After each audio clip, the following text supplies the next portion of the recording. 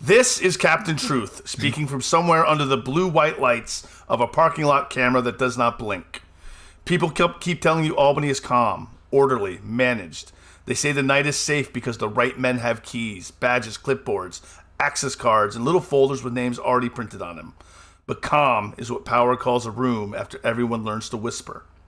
Something has been moving through this city after dark. A missing man passed from one clean system into another. A woman locked away because her story sounded too strange to survive daylight. Private facilities humming behind gates. Charity offices with locked side doors. Beautiful people gathering in museum rooms after closing time, smiling like blame is just another item on the guest list. And yes, I saw the vigil. I saw phones rise, cameras turn, radios click, and every system in the city wake up hungry. But that was not the story. That was the alarm bell. Now the night has entered evidence. Paperwork is changing hands. Doors are being closed. Names are being sorted into files by people who never have to explain how they got them. And somewhere in Albany, someone with authority is asking the only question that matters. Who authorized this? The land? Well, the land remembers. Sonic Mayhem is already halfway through a song when you push into the bar. All distortion, bad lighting, bodies moving too close together, and the floor sticks under your shoes. Cheap beer, sweat, cigarettes, ghosts, and hot amp dust hang in the air like weather. Red stage lights cut across Cat's face and flashes, making the place look less like a venue and more like an old wound with a sound system. For Cat, the room knows how to breathe, shove, shout, spill, recover. For Anya, it feels like another kind of stage. Uglier than ballet, but no less disciplined in its hunger. No one here bows, no one here curtsies. They just watch and to see whether you belong here when the music decides them. You are having a meeting. Why don't you begin your meeting, and I will get everything set on our hunger level. All right. So Kat's not working tonight, but she's kind of posted up near one of the back exits, and she's kind of propped up against the wall. She's got a beer in her hand that she's pretending to sip from every so often, but mostly she's just keeping an eye on the mosh pit, which is right in front of her. And she's kind of keeping an eye out for people that are getting like way too aggressive, even by mosh pit standards, you know, the assholes that are really like picking people to like wail on. And when she sees those people, she's plucking them right out the mosh pit and throwing them aggressively out the back door. But other than that, she's just enjoying the show. Great. Anya will enter the bar. And she's more discreetly dressed this time. Like she doesn't want to get that much attention this time. She still looks nice, but she doesn't want to draw as much attention. So she walks up to Kat, like holding her bag very close to herself, looking almost anxious, but trying to hide it very well. And she goes up to Kat and she just says, "I thought you'd be working the show." Oh, no, you know, Marcus knows I'm a fan, so he gave me the night off. Still kind of Yeah, keeping an eye on things. That's nice. So yeah, You wanted to talk? should I just get to the point or no? I mean, you said it was important, so I'm here if you want to chat. Okay. So how openly can I talk about stuff while we're down here? Should we go to your office? It is loud as all hell. You were pretty much having to scream even though you're standing directly next to me. But Kat just kind of looks around and like no one is paying attention to anything except what they're doing themselves. So she's like, I don't think anyone here gives a shit. You know what? That's fair. That's very fair. Okay, so you know how a couple nights ago I went to have a meeting with my grandsire. Yeah, it went well, I assume. She kind of says snarkily. Well, Yeah, so Lily ended up being there with me because she wanted to apologize to Elizabeth for the snarky comment she made about her. So she was there. And okay, so the point was they are pulling the velvet rope for me to walk into the Camarilla. That's what you wanted, right? I wouldn't say it's what I wanted, more of what would be best for me, I believe. Why do you think that would be best for you? Just out of curiosity. I mean, let's be honest. My skill set and my background works best in a Camarilla setting. And if I had every chance to rebel in my life before to, go after my own style, fight my parents, get into what I wanted to get to. I had every chance to do that. Being dead isn't the chance to do that. I already have a life established. I already have a career. I already have my fame. And that's the tool I can use to get me forward now that I'm dead. I'm not alive anymore. I don't get a chance at that anymore. Well, I'll say first things first. I know you're really holding on to your fame, but in this life, that's the kind of shit that'll get you killed. I don't know if it's something they're going to look at as a good thing. And you say you've had your chances to be yourself, but I know we haven't known each other very long, but all I've seen is you going after perfection.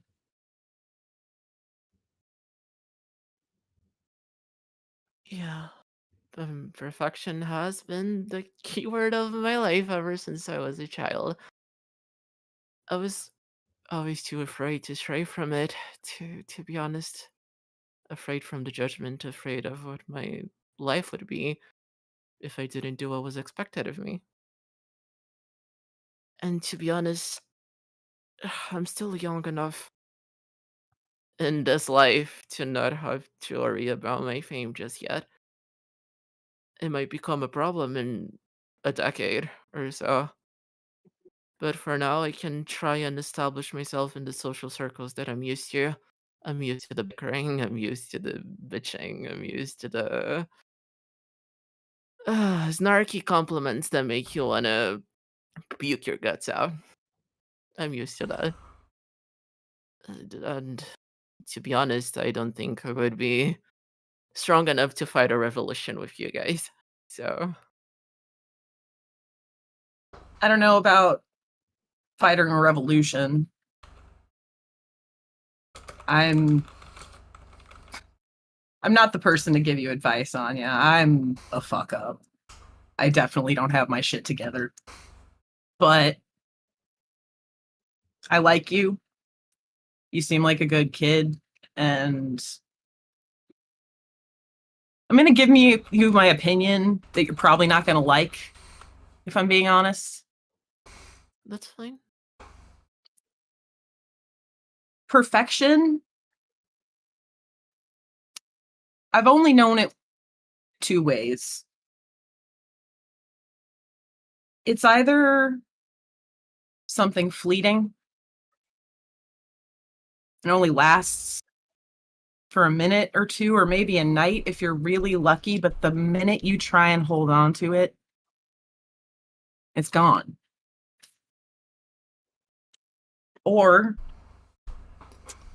perfection is a mask. It's some bullshit that people pretend exists so that they can hide behind it. So, Anya, you look perfect. You do. But do you feel perfect? Or do you feel like you want to claw your own eyes out? And before you can really answer, she is going to rather unceremoniously shove you into the mosh pit. At the same time, Kat is gonna receive a message from Lily just saying, "We need to talk. When you have time, I'm directly outside your bar." Throughout this whole conversation, I was just nervously like pacing in an alleyway, and I'm still doing just that. Can I try to avoid getting pushed into the mosh pit with my athletics? or something Absolutely. like Make Strength 3. Yeah, make a dexterity plus athletics check, difficulty 3. that? Can I use my Archangel's Grace? Of course you can. Okay. Okay, so that would be. Does Cat's Grace do anything about this? No. No. No. Okay. So it's.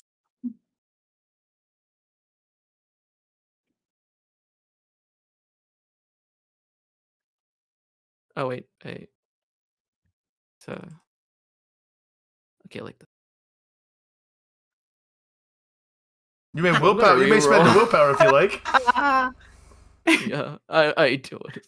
Can I do anything to contest this? I'm just saying. She No, needs to that's get what- in there. That's why she's got. She That's why needs she's to got. mosh. That's why she's got a difficulty 3.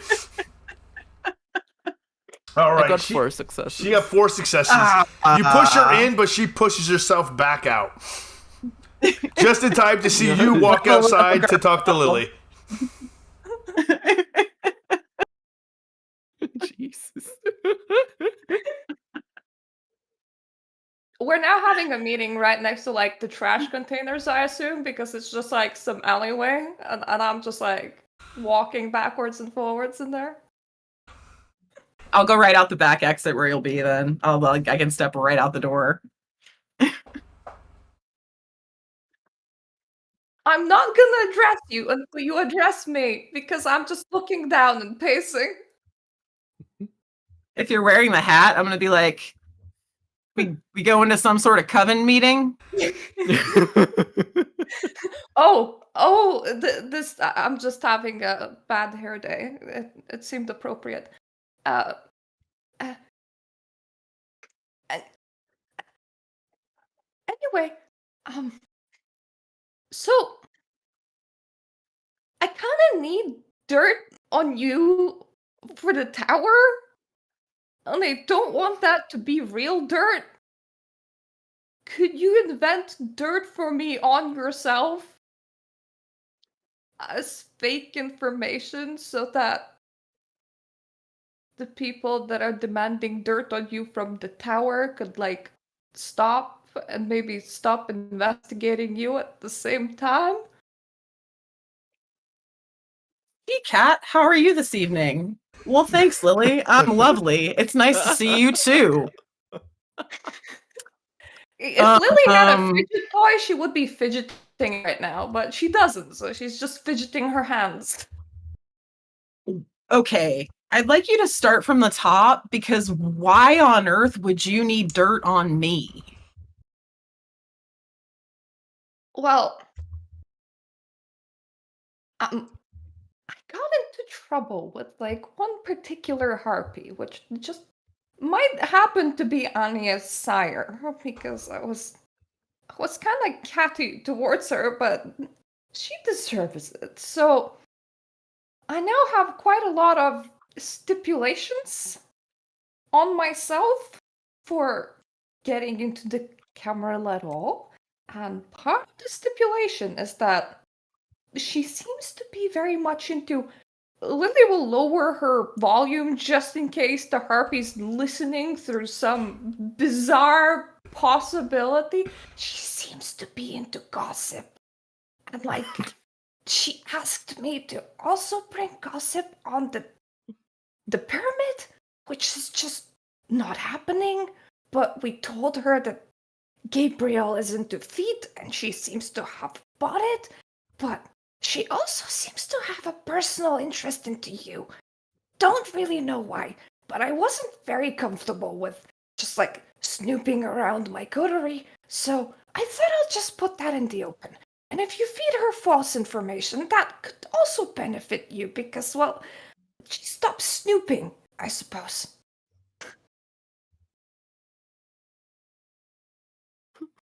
What? Why am I hanging out with you guys? Can you just make some shit up? Just make some shit up and I'll play along with it. I don't know. What is this? This is so weird. Why do they want to know about me? I don't know. They like, you see, I live in a fucking dump. I work at a dive bar. Who gives a shit about me? Power does. And also, they seem to know that you have a guy that you're meeting on the regular. They want to know about that. If I just make up complete bullshit, then you won't be in the loop and you won't act as surprised or insulted when this information is inevitably used against you. Sure. Just make some shit up and tell me what it is. I will pretend along. I'm fine with that. Yes. Sure. Okay, the guy that you're texting is called Tommy and you're both into the drug trade? Question mark? I'm selling drugs with a guy named Tommy. Okay. You know what? Sure. Tommy, my drug guy. Yeah. That can't get complicated at all. Sure. Oh, God. Well, if you have better If I lies... could puke, I would puke.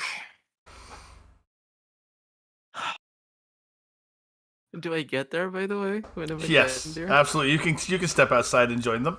Absolutely. I want to step outside of the bar, screaming like Regina George screamed when she figured out she was eating Caltine bars. That's my reaction. I was gonna look at the door and I was like, "It's good for ya." What the fuck? Get some of that energy out, man. You need it. My hair! They broke my shoes!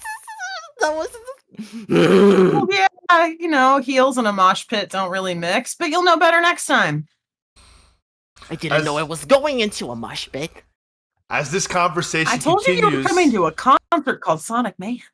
as this conversation continues, the camera pans out, and we are joined at another scene later in the evening with everybody. The Egyptian room in the Albany Institute of History and Art is not decorated. It stands for itself. The walls do not need theatrical shadow or false temple columns to make the dead feel present. Glass cases sit under clean museum light, and each label compressing dynasties, theft, scholarship, and empire into a few careful sentences. The room has the quiet confidence of something that knows people will lower their voices without being asked. Tonight, the room is not open to the public. Albany's Camarilla have gathered among the relics of the practiced stillness of predators pretending to admire history. Prince Jonathan Van Zant stands where the room gives him sightlines to every entrance, formal and controlled, and visibly displeased by the improvised nature of the evening. Elizabeth Maxwell has placed herself near a display case as if the museum itself were one of her salons, watching who arrives, who hesitates, and who tries too hard to look comfortable. Lux St. Clair looks almost at home among the dead things behind glass, beautiful enough to make the room feel curated around her, while Duncan Clark keeps near the edge of the gathering, saying little, already measuring which conversations will have to be cleaned up afterwards. Father Cruz stands beneath the museum light with the patience of a priest before the closed tabernacle, his attention fixed not on the court, but on the object behind the temporary barrier. Imani Caldwell and her two scourges keep to the back of the exhibit like silent gargoyles. Imani has a blade on her hip. Zane and Petrov wear long coats that fail to hide the weight of weapons beneath them. Near the center of the museum's known mummies rest as Albany has kept them for more than a century, brought here through old money, old travel, and the kind of collecting that modern world now describes more carefully. But tonight, Your attention is drawn past a familiar display to a shipping crate placed behind a temporary barrier. Its stenciled loan mark reads Grand Egyptian Museum Giza, and a smaller customs tag layered beneath it like old bandages. The placard says only, coffin assembly unknown, unknown dynasty, unopened, pending conservation review. It is here where you make your entrances. Davey, you're first. Connor's first. How do you present yourself tonight? So, this is an Elysium, right? This is not Elysium. No. So, how were we invited here? Did I think you said I received an You received a message from Imani Caldwell, the sheriff, and her scourges. Right. I have no reason to expect that this is some kind of fancy party, so I have not dressed up. I'm just wearing my regular clothes. I've e-biked my way here, and I reluctantly move through the entrance and into the area with all the other kindred, and I lurk on the periphery, not quite knowing how to proceed. I'm trying to get a feel of what this is, whether I'm expected, whether anything is expected of me. Excellent. Oliver, how do you present yourself this evening? Oliver, meanwhile, is dressed well, custom suit of black with a red shirt, charcoal gray and blue tie, and pinstripes on his slacks as he walks in. He kind of would scan the area looking for his sire, but not seeing her. He would take note of where the prince is, where the sheriff and the scourges are, just take in the view of everything, and probably not go all the way over, but close the distance between himself and Father Cruz, not seeing anybody else that he is overly familiar with. Seeing Connor there at the corner of his eye, he kind of stops abruptly and kind of looks between the two of them with his eyes just shifting back and forth before continuing his way over towards Father Cruz. Father Cruz nods to you as you approach him, and we will get to that interaction after we get everyone's introductions in. Zero, you're next. How do you present yourself this evening in a non-Elysium? Isaac Benning is in attendance. I just didn't go through everyone who was here.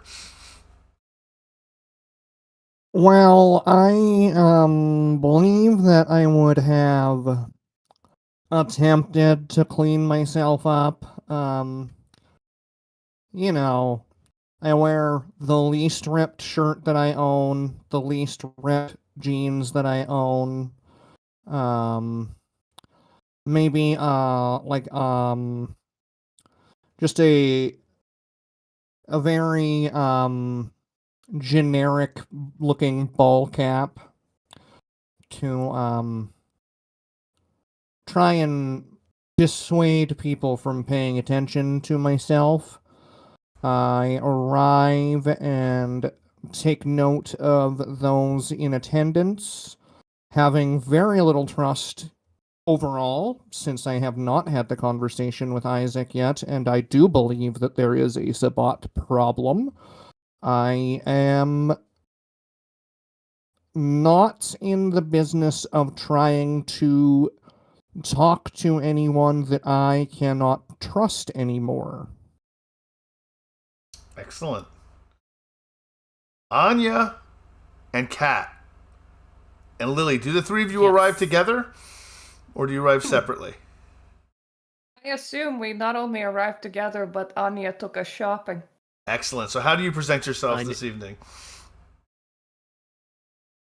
Okay, so I didn't take us taking us shopping is undermining it. I took us to an haute couture atelier. We are draped in the highest of fashion and the most artistic of fashion that anyone can get in the city, and it's very exclusive. And we're just draped in it. And I made sure we look perfect from head to toe. And Anya specifically, this isn't something she pointed out to the other girls. Instead of wearing heels, she's on point the whole time. On point shoes. Kat, what color is your outfit? My outfit? No, Kat's. Oh, cats. I imagine that Kat at least insisted on black, but she was told that she had to look nice, and she doesn't really know what that means per se. She's been dressing the same way for, 30 years. So she just kind of left it up to Anya, but she at least insisted on black. As the three of you walk in, dripping with Riz, all eyes turn, well, not all eyes, but two sets of eyes instantly turn towards you. And then a third follows. Elizabeth Maxwell, Lux St. Clair, and Beatrice Cummings all turn and stare. Lux, I dress... give the princess. You give it the princess wave? Lux is dressed in her normal avant-garde style. Lots of angles. Elizabeth is dressed well but understated. And Beatrice is wearing a short skirt and a long jacket. Very business attire.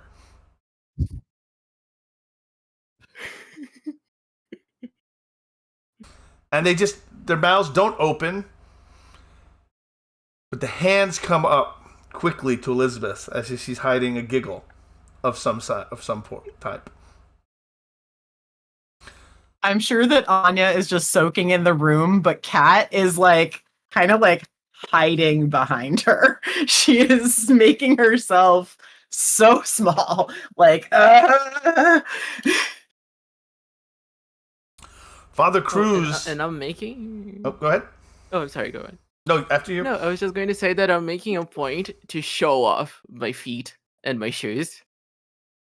I make a clear point of that. Okay. Father Cruz, having seen Oliver walking toward him, smiles. Hello, Mr. Davies. It's good to see you again. Father Cruz, lovely to see you as well. You know what we're doing here. Well, I am here to listen to the prince tell us whatever the business of the night is going to be shortly. I hope you're here for the same. Apparently so. Let's learn patience. Patience, yes. But I must take the opportunity to go greet the three visions that just walked through the door. Well, would you like a more formal introduction? They are some of my coterie mates. Of course, please introduce me to them. I'll lead Father Cruz over, first eyeing Lily, and then Anya, and finally, his eyes pass over Kat, knowing that there will be daggers and fire and every bit of hate sent his way.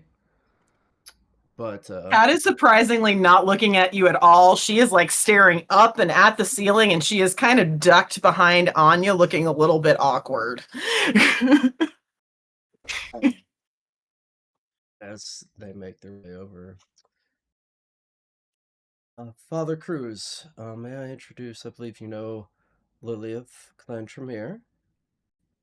And this is I will do a Anya. curtsy. This is Anya of Clan Toreador. That is Kat of the Bruja. This is Father Cruz. Father Cruz tilts ahead, and he reaches up and he adjusts the strap on Kat's shoulder, just lifts it over and says, "It is a pleasure to meet you, Kat." Nice to meet you too. It is a pleasure to meet you, Miss Anya. I've heard so much about you from the prince. And I can just imagine what you heard. Try not to imagine. You may be wrong, and being wrong in a situation like this could be deadly. I guess we'll see. And yes, Miss Bay, it is a pleasure to see you again. I do hope to see you at our congregation again soon. Of course, as soon as I'm allowed to. He turns back to Kat and to Anya. It was a pleasure to meet you both. I hope to see you at our services at some point. The Church of Cain is open to all Canaanites. Good thing I'm a Malacca. I'm gonna elbow Anya a little bit on that set. That's like, I mean, it's a fact. Of But I'm course. not here to start a feud. No, there is no feud. There is no feud. There's so few of you and so many of us. It would be one-sided. But you are always welcome in our church. He looks to Oliver, Mr. Davies. You have a wonderful coterie. Thank you, Father. I believe a couple of our others shall be showing, or may have shown shortly. I have not quite laid eyes on them yet, but thank you for allowing me to introduce you. Of course. As you say that, Imani Caldwell steps forward and gets uncomfortably close to Connor. Tell me why your haven was raided.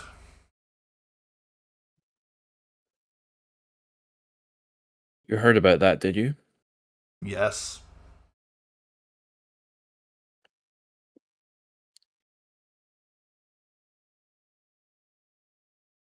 Well, they're raiding lots of places.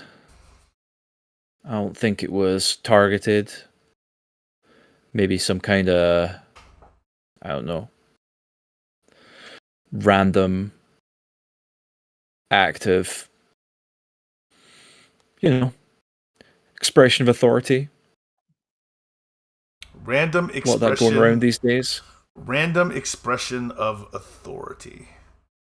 Interesting. I'll have to pass that one on. That's a new one. Anyway, the prince has an announcement to make, and that is why you're here. You're not here to answer for your haven being raided. It is unfortunate. As long as the masquerade is not broken, we'll have no problems. But I do need to speak to one of your coterie mates, though, at some point. Oh, really? Which one? I believe he goes by the name Zero. Can make an introduction if you like. Later. The prince will be speaking soon. As she turns and she steps away from you, but you notice Zane and Petrov kind of stand one on each side of you.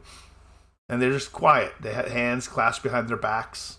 And they're just not standing uncomfortably close, but close enough that you realize they're there on purpose.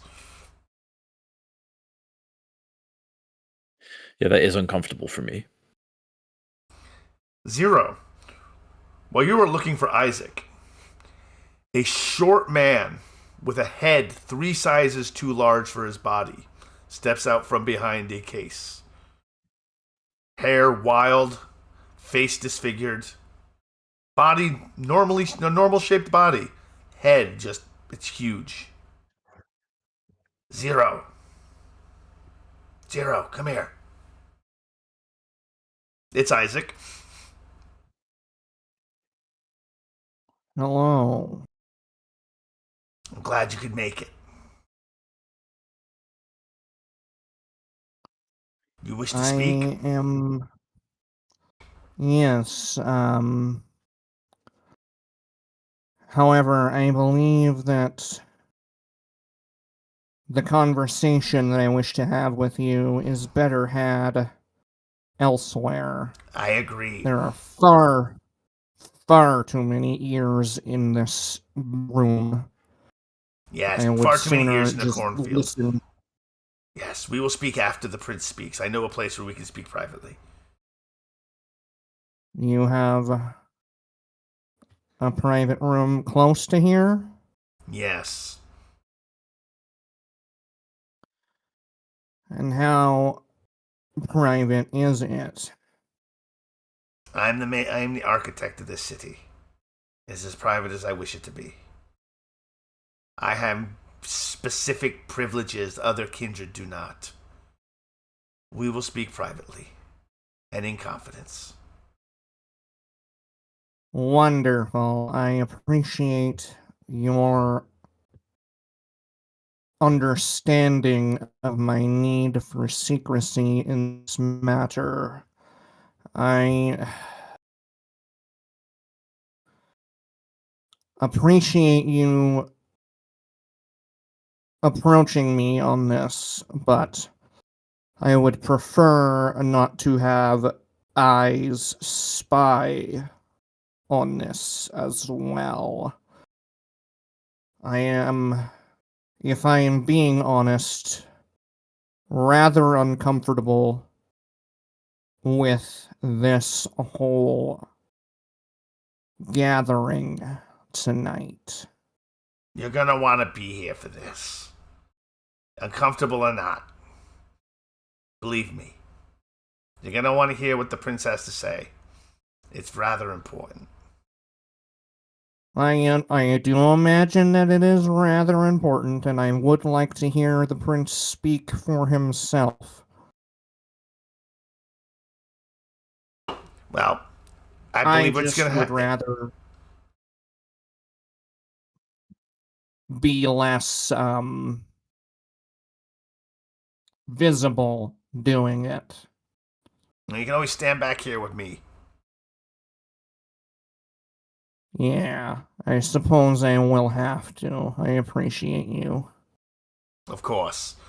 As he says, of course, Elizabeth steps forward, and the room kind of settles into silence. She raises a hand.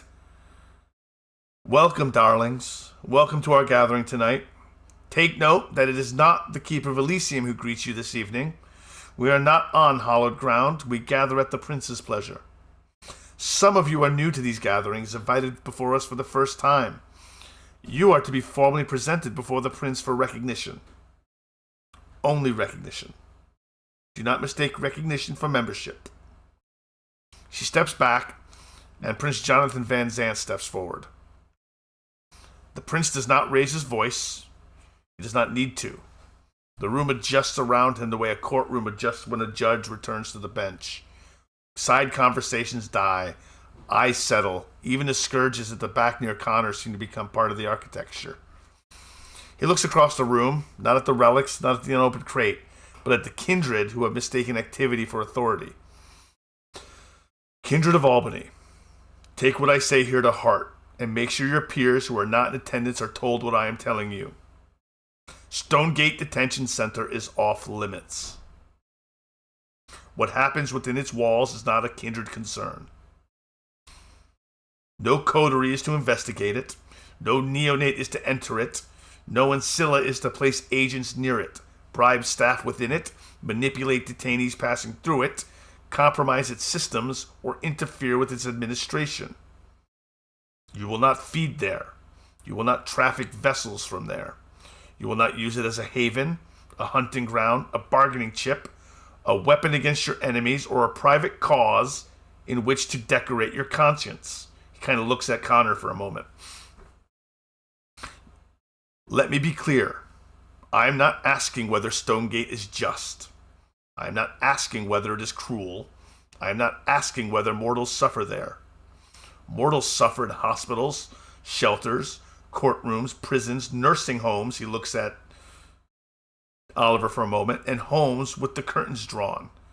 We do not rule this domain by running toward every place where human misery has gathered in useful numbers. And he pauses. How do you react when he pauses?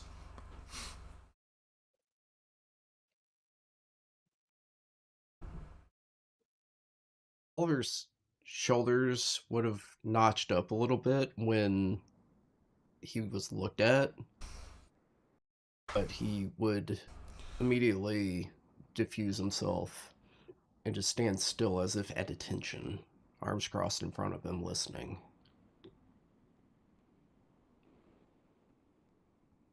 Connor is very conscious of the two scourges standing behind him. Probably by design, but he's ready to squirm out of any grip that is laid on him the second he can feel anyone coming for him.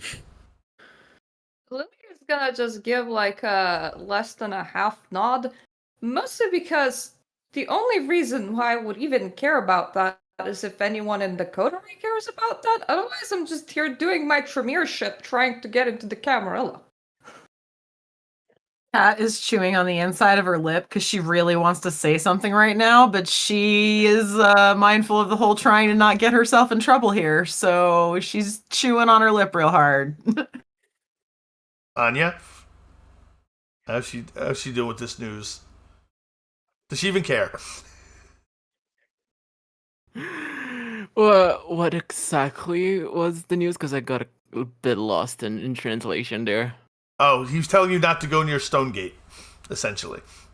Stay away from Stonegate. Oh, okay. Okay, so Anya's basically, the look on her face is like she's not even processing a single word that the prince is saying right now. Her face just looks like pure rage and fire. Like she has a point to prove and she's just waiting for it. She's not caring about what's happening in between. The prince begins speaking again. Stonegate is visible. Stonegate is watched. Stonegate is wired into state procedure, federal attention, and activist networks. It is not an alleyway. It is not an abandoned factory. It is not a forgotten basement beneath one of your havens. It's a loaded firearm sitting on the table of this domain, and some of you have already mistaken it for an invitation. That mistake ends tonight. The room breaks into a bunch of murmurs. All the kindred begin just whispering amongst themselves. And Elizabeth, tut-tut, makes the sharp sound in the back of her throat and raises one hand. The murmurs die. The prince does not move.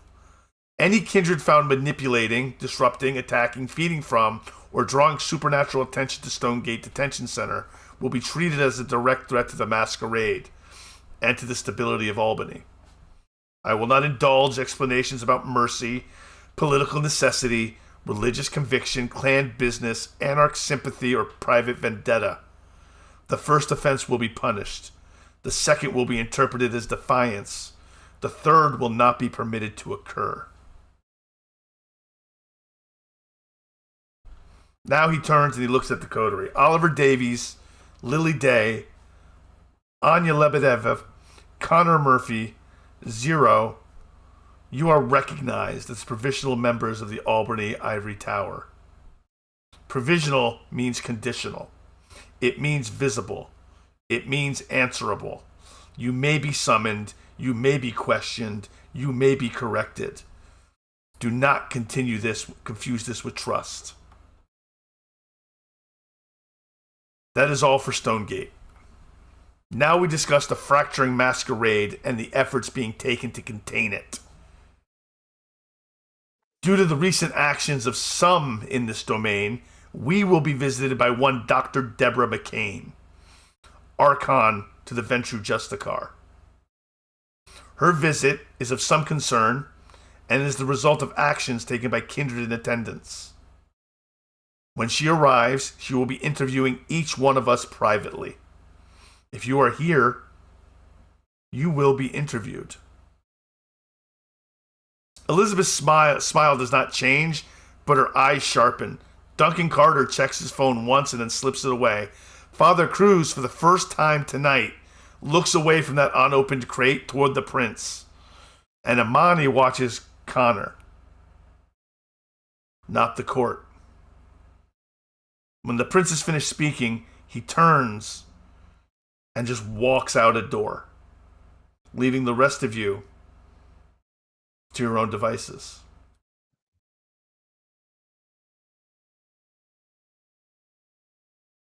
Elizabeth steps forward. The formal portion of the night is over. However, with the events of last night's vigil turning violent, I highly recommend we stay here for the evening and get to know each other. She smiles and walks over to Lux and Beatrice and begins having a conversation, leaving the floor open for the rest of you.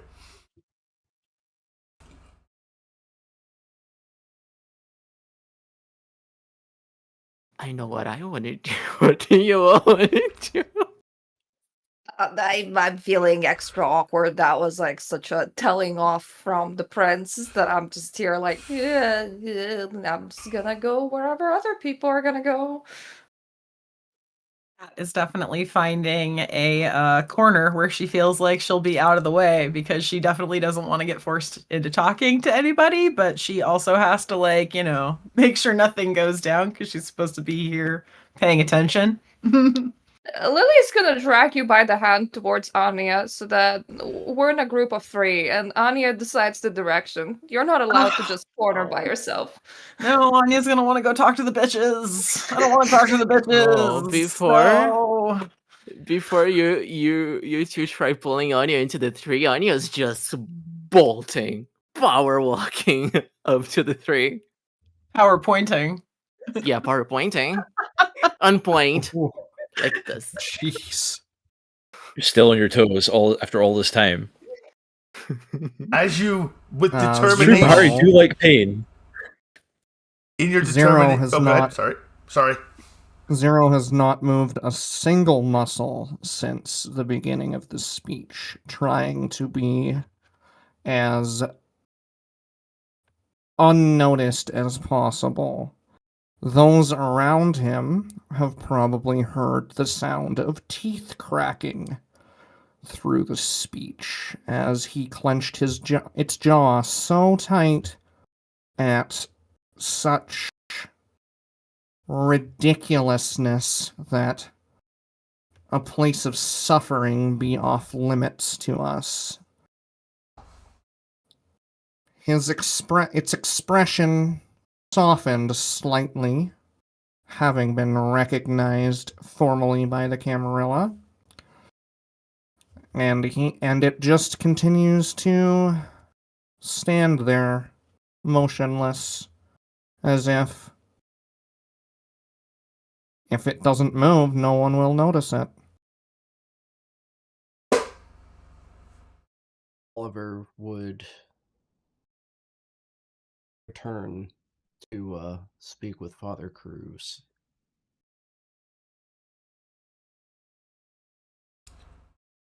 As Anya makes her point all the way to the Harpies, they turn.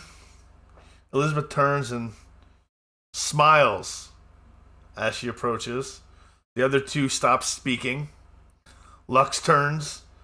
Beatrice steps away from them, and finds herself walking toward Father Cruz as well, encircling her arm in his.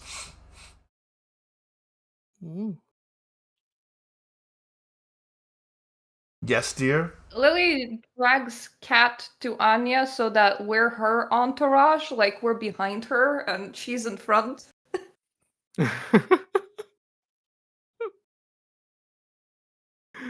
Yeah, okay.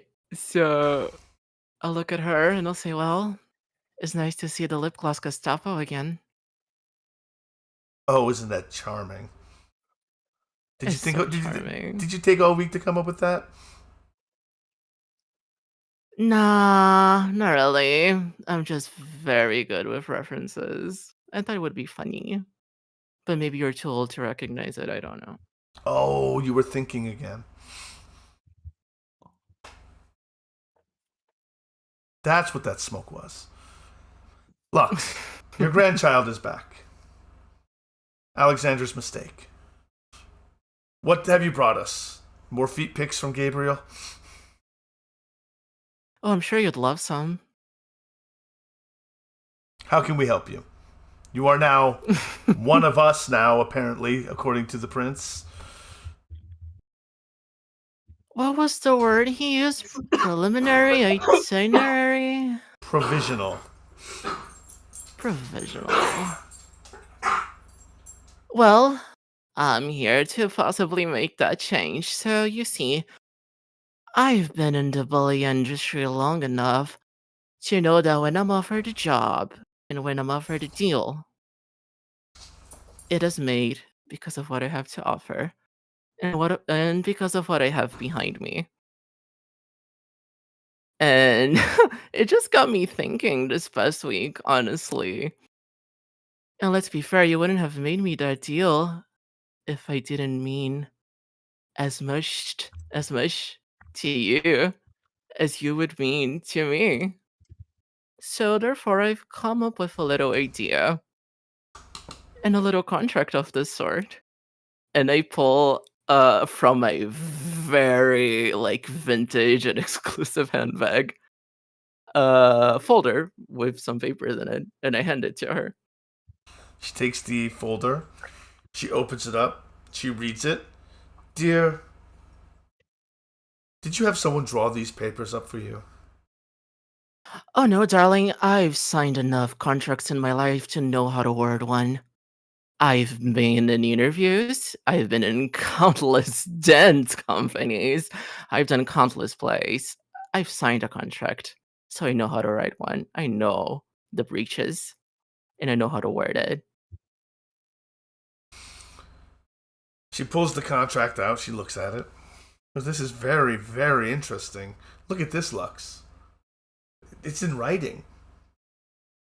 She could put letters together. This is phenomenal. She's more talented than I Isn't believed. that astounding? But I don't understand what the purpose of all this is. She puts it in, she hands it back to you. You're already a provisional member. You don't need a contract, and I've never had a signing before. A talent signing for the Camarilla just seems gauche. Well, it would be gauche if I didn't know the purpose you fake handbagging Toria whores have about having me in your little group. Oh, we're not having you in our little group. This is exclusive. Oh, but you will want to. You will want to. No, we have enough Okay. eating. We have enough eating disorders amongst us. We don't need another. Oh, yeah, of course. Elizabeth's dress seems a little loose, I would say. Maybe she lost a few pounds. Maybe she's looking less hot. Maybe she had a feeding frenzy go wrong. You would know. You brought your babysitter with you. Wouldn't call her my babysitter anymore. I would call her something more. I would leave that to your mind. All their But eyes turn and look at Kat. Really? Something more than a babysitter. Oh wow, this is more interesting than the contract now. And they kind of go ahead, Lily. I'm gonna whisper into Anya's ear, going, "You're implying that Kat is your lover, just so you know." I look at Lily. I breathe in deeply. And I just look back at them. And I'll just say, okay, so here's what I'm getting to. None of you three have what I have. None of you three have a speckle of artistry to your name. None of you three have the status of a real socialite to your name. I have all that. And that's why you need me, isn't it? Need you? Status. Oh, darling. The only status that matters is what I hand out. Elizabeth smiles. The only standing that matters is what I say. Now, Okay. you could remain an anarch. We could have your provisional standing removed. You wouldn't like that very much. I'm going to pretend, for your benefit, that the last 55 seconds did not happen. Okay, then I'm gonna say this. Have you have you ever heard of a little something called the blood disco? A blood disco? Yeah. Oh. Chicago, correct? Mm-hmm. Why don't you enlighten your companions? about what a blood disco is. Tell them what you're threatening me with. Well, basically, it's a trend that started in Chicago among the Bahari. It's a very outstanding ritual and one that has been proven to draw a lot of attention to the faith and get us a lot of new followers. And if you think the Church of Cain is heretical and exhilarating to be in, you've never been in a blood disco. And I have the fame, I have the status, and I have the resources to pull one together with a click of my fingers. So if you send me back to the Anarchs, that's what's happening. Did you hear that, Lux? She just threatened if she didn't get her way, that she would break the masquerade. That's what I heard. Isn't that what you heard, Lux? Though that's exactly what I heard. Prove to me that a blood disco has ever broken a masquerade. We don't need to prove anything. Our word Oh, versus yes, you your do. word. Our word over your word. To the prince. Provisional versus the harpy. Readjust your attitude, Anya. It doesn't need to be I'm so not antagonistic. Oh, it doesn't. Because if you think the only thing that matters in this life is boons and resources, you're so mistaken. You're so fucking mistaken. You think because you carry a fucking title, you're above everyone else? You're not. Not I'll everybody. just as easily walk. Not everybody.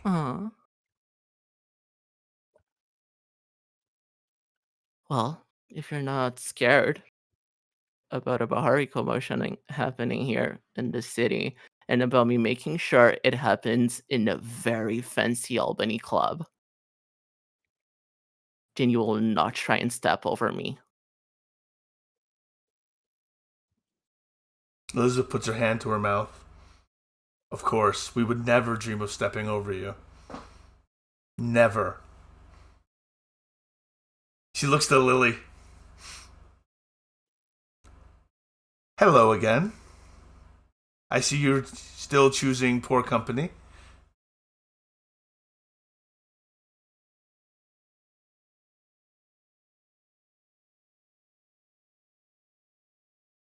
Lily thinks how to word this and she hesitates for like 2 minutes where like her sentences start and stop, and eventually she is gonna go with well, Anya is from a precious clan and she's related to upstanding kindred, is she not? I thought that if we, meaning me and Anya, survive a decade or two more, she might gain the wisdom that she needs to operate in Camarilla, and at that point, maybe I could help with my support.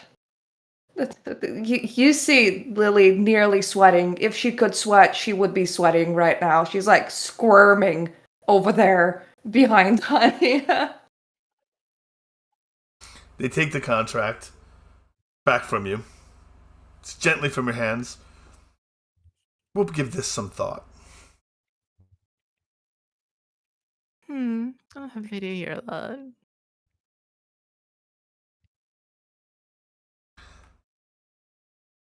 They put it under their arm and then they turn away from you and just begin talking about anything that's not you.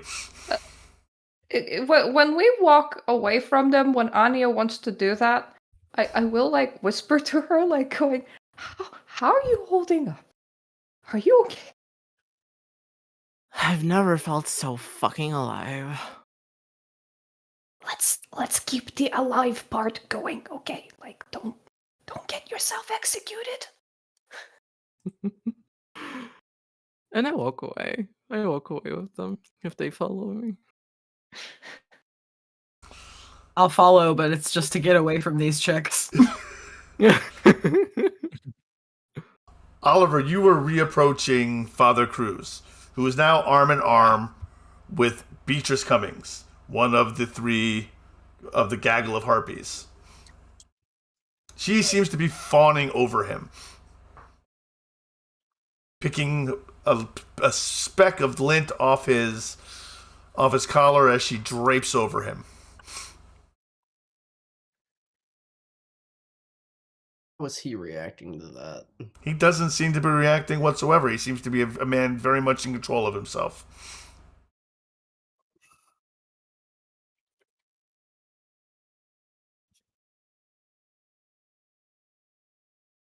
Oliver begins to take another step forward.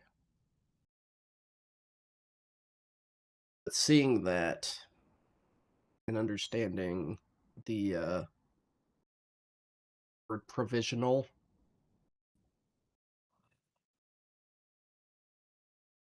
he simply nods again to Father Cruz and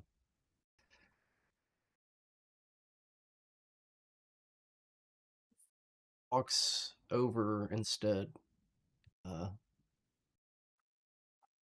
looking towards Connor. Walks over towards him. Connor, as he's walking over towards you, the two scourges move back and step away from you as Oliver approaches. Wonderful.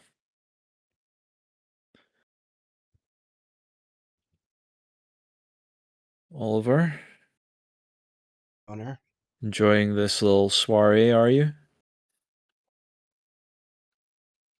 that's a word for it. That new place working out for you. Pretty well, thank you. I really appreciate it. Absolutely. Glad to see you showed up for this soiree, and he kind of looks around the room. Well, I think that there were some things in particular that the powers that be wanted me to hear.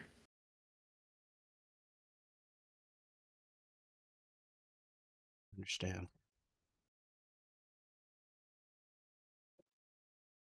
Well, I believe that a couple of our other common acquaintances may be having similar issues this evening. And he kind of looks over towards the three ladies and then kind of scans the room for Zero, though not seeing him easily. Yeah, what is Anya's play? She looks kind of manic. I'm not sure what's going on there. I think she's trying to participate in a little, and he mouths, bitchcraft. Not good. Well, rather her than me. I don't want anything to do with that lot. We're not both. I like being here. You really do, don't you? Well, never had someplace you wanted to be. Everything you've been told, everything you've seen, everything you've done has been to simply gain access to it. I haven't gotten access to it yet. I'm closer than I was yesterday.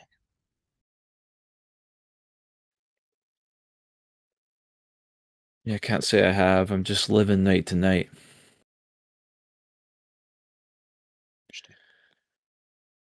Well, shall we maybe go check in on Zero? Yeah, I need to find him. The sheriff asked me to set up a meet with him. I'm not sure what that's about, but would be interested to find out.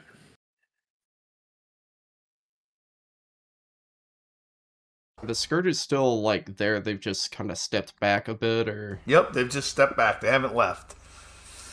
okay. Oliver will just kind of give them a gentle, friendly nod and good evening, Yeah.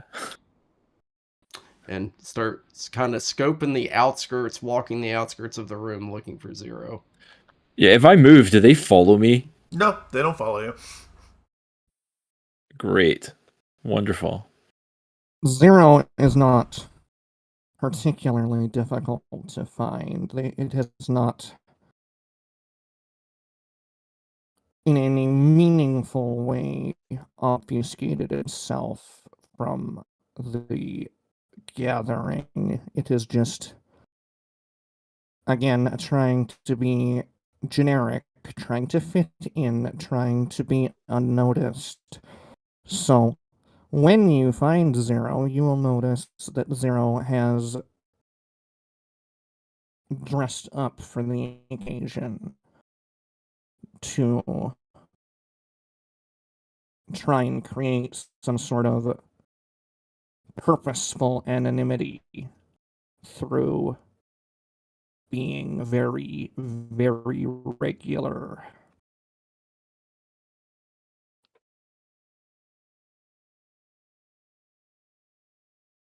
View of that causes Oliver to like slow a half step for a moment and kind of take it in, having never seen 0. I'm not sure he's ever seen 0 wear a shirt. I'm not entirely sure. So Is 0 sticky today? No, 0 is, again, trying to be regular, so the Amazing. stickiness is gone. Wow. The stickiness was really only for the one party, because that allowed him to fit in that scenario, that setting. This setting being a little bit more upscale than a typical punk show. 0 is, just a guy on, just a dude about town, Yeah, Connor would kind of move in closer to 0 and kind of say in its ear, "Did you hear all that?" Yes, I heard every word of it. I was present for this wonderful gathering of kindred tonight. Congratulations. Congratulations. 0 will nod pointedly at Oliver and Connor individually. We have been recognized. I mean, it's not worth any celebrations, but it is certainly worth congratulations, I feel. you as well, 0. Aye, same to you. It's one step closer to some level of security, but I think I know why they recognize me. Bringing me under their authority gives them more power over me, over what I do and don't do, where I look and where I don't look. Well, I think also you've proven yourself to be useful to them, and that would be another reason, right? If you are beholden to them, then you will be useful for them instead of useful against them. It's Yeah, ain't that the way of Whether- things. whether you see it as fortunate or not, you're under their purview. If they know you're doing something and they don't want you to do it, they're going to stop you one way or the other, whether you were welcome here or not. Yeah, I think you're pretty correct about that. They made it clear that a lot of what we have been doing in the last couple of weeks is problematic.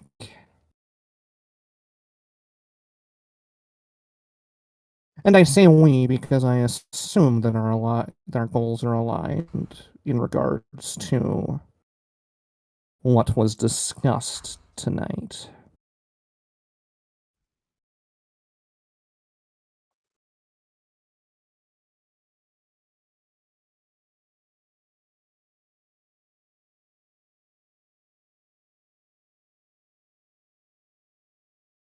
I don't have any. Well, Oh, go ahead. no, you go ahead. Yep. I don't have any concerns specifically. I'm not surprised. Are you, truly?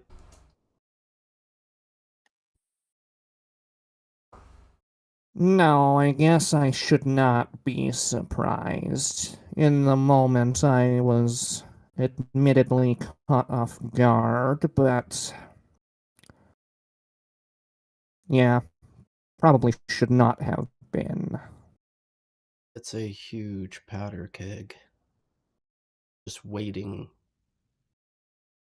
to grab attention. Well, ignoring it's not going to make it go away, whatever His Grace thinks. No, but the wrong people looking into it could call more attention to those people.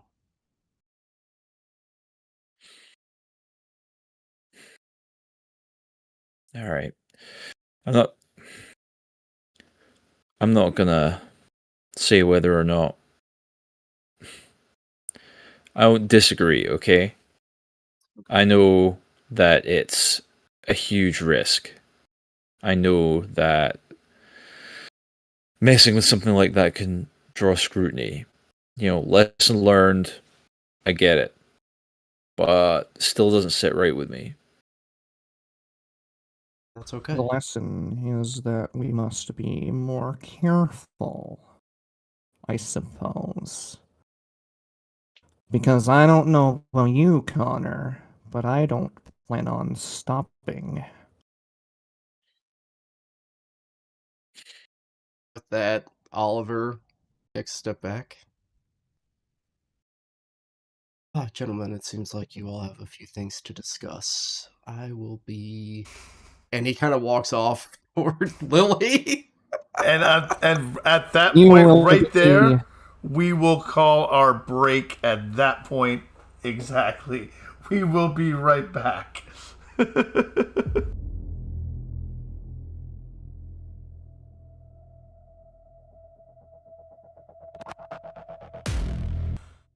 Welcome back, everyone. Welcome back. We're going to do a quick round of check-ins to make sure everyone's good before we get started again.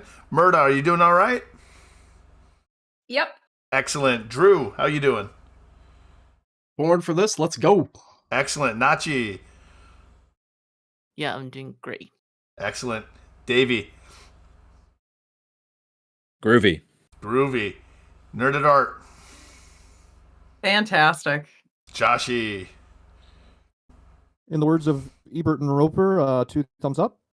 Fantastic. As we return to the Albany Art and History Institute.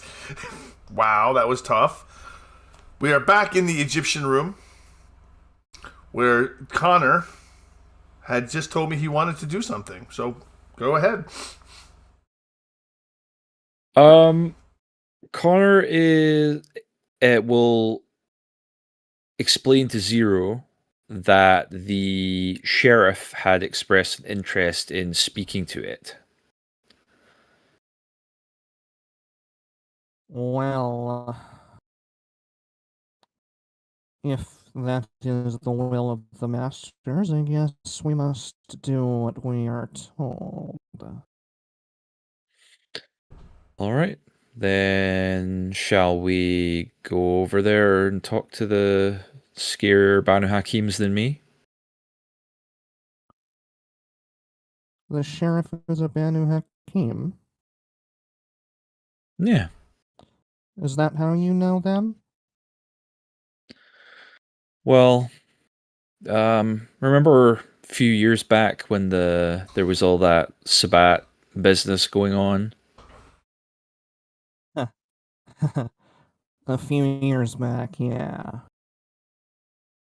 Well, that was right about the time I arrived here. My sire was brought in to help out, and I, supported her in a IT capacity. My sire also helped with the Sabbat nonsense. That's why Really? he's no longer around. Damn. Well, my condolences. Yeah, it was rough. That's why. This whole church nonsense rubs me the wrong way. Yeah. I did get want it. to ask you more about that, but I would rather do that without so many ears. Okay. Well, let's go find her then, shall we? Sounds good. You see Amani standing near the unopened crate in the middle of the exhibit, and she seems to closely be reading a shipping manifest. Curiously, her hair is tied back in braids. She's wearing a long white jacket, and you can see a blade on her hip. What kind of blade? Very large, curved blade. Very nice.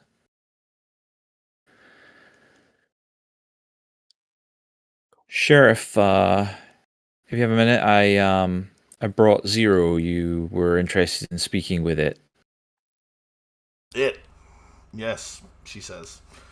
It is an appropriate term. She reaches down and she picks up a small briefcase that was leaning against her leg, and she picks it up and she opens it and she pulls out a folder, closes the briefcase, opens the folder. These pictures were taken last week in the Stockade district of Schenectady. This is footage from traffic cameras, ring cameras, and flock cameras. Before I show you, Miss Zero, would you like to tell me what it contains?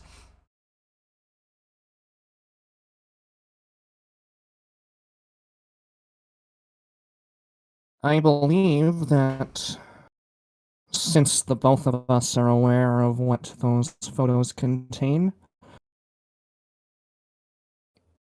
it is of no matter what I say. I admit I fucked up. I admit I acted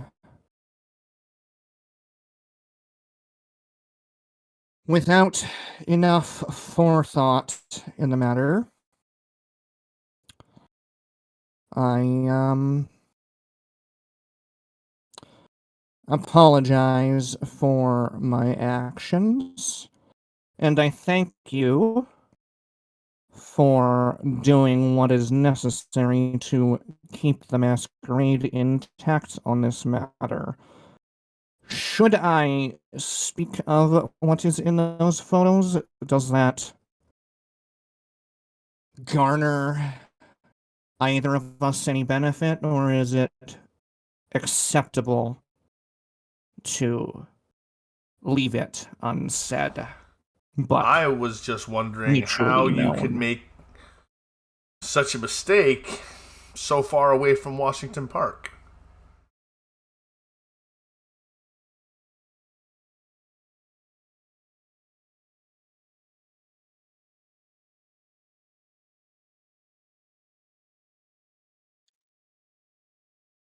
I will not attempt to reason my way out of this. I again know that I made a mistake. Whatever punishment you feel is just, I will accept.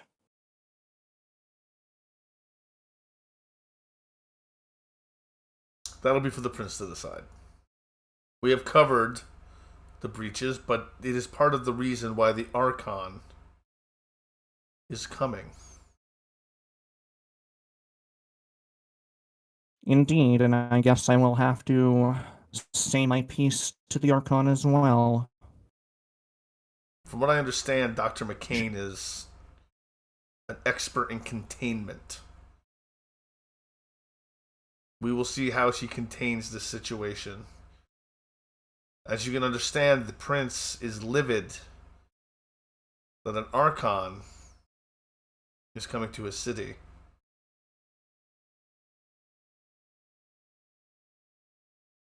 I would believe- think that I believe it would behoove you to decide how you want to solve this, what you're willing to give to the prince.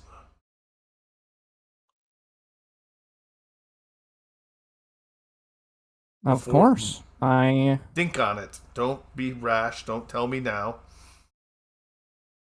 Think about it. Your life is not in danger yet.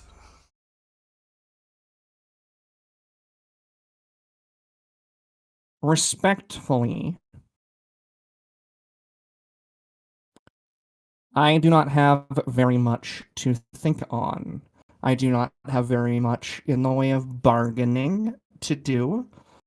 I am no one. I am nothing.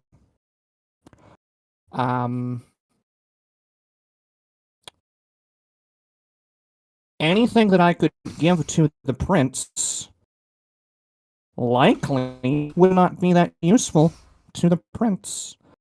Yeah. I can think of several ways in which you would be useful, and we will speak of those at another time. Wonderful. I look forward to being useful.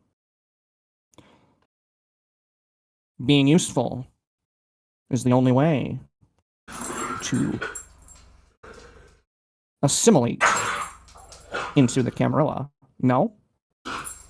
As a token of my appreciation, she folds up the photos in the folder and hands it to you. A memento. Your appreciation. Yes. My appreciation. It's not often that I get to do my job. And I do love my work. You keep these as a memento to know that if one more is added to the collection, we will be activated. Noted.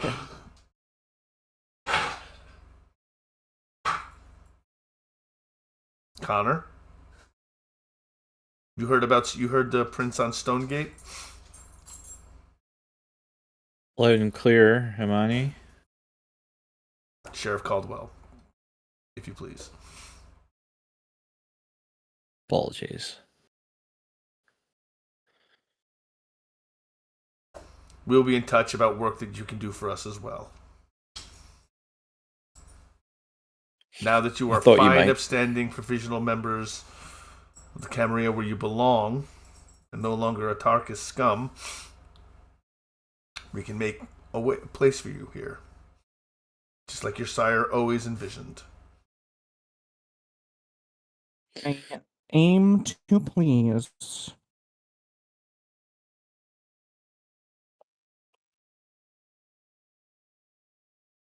She turns and she puts the shipping manifest down, and she puts it on the crate, and she walks away.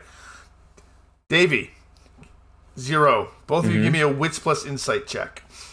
I'm sorry, wits plus awareness check. Difficulty 2. Does vigilance count? Sure, absolutely.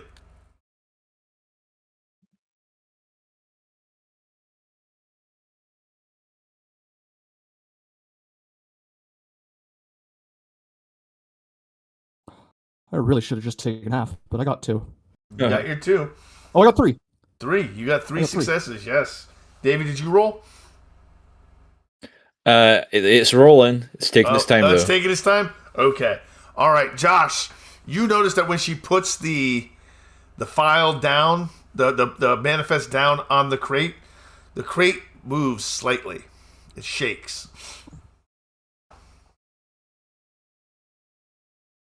You notice the exact same thing, Connor. The crate shakes subtly. Is it shaking from the inside, or is it shaking from the roughness with which she placed the papers down? It would be a very heavy piece of paper to have shaken the crate in the manner in which it shakes.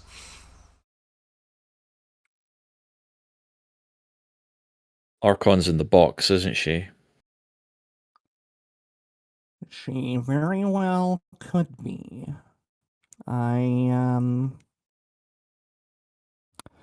It's rather convenient that we had this conversation above her, no?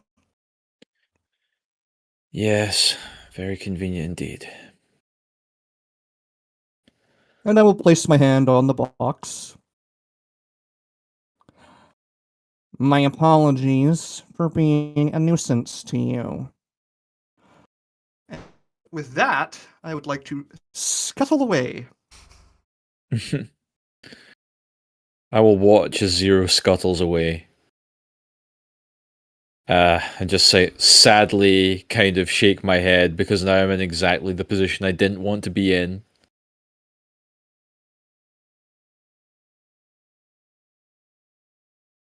And then I'm going to go find someone else to talk to. Yeah, I'm looking for Isaac now. All right. Isaac, as you walk away from the crate, as you're walking by a door, Isaac reaches in and he kind of pulls you through with some incredibly strong hands. He just grabs you around the wrist, pulls you into the door, and you find yourself in the stateroom, which is a room dedicated to the state of New York. And he closes the door behind you. He removes a box from his pocket, pulls out an antenna on it, flips a switch in the box, and you hear static. And he just puts it on the floor by the door. We can talk here now. What did you have to? What was on your mind, Zero? Well, I luckily have created. Well, I didn't create it, but I joined it.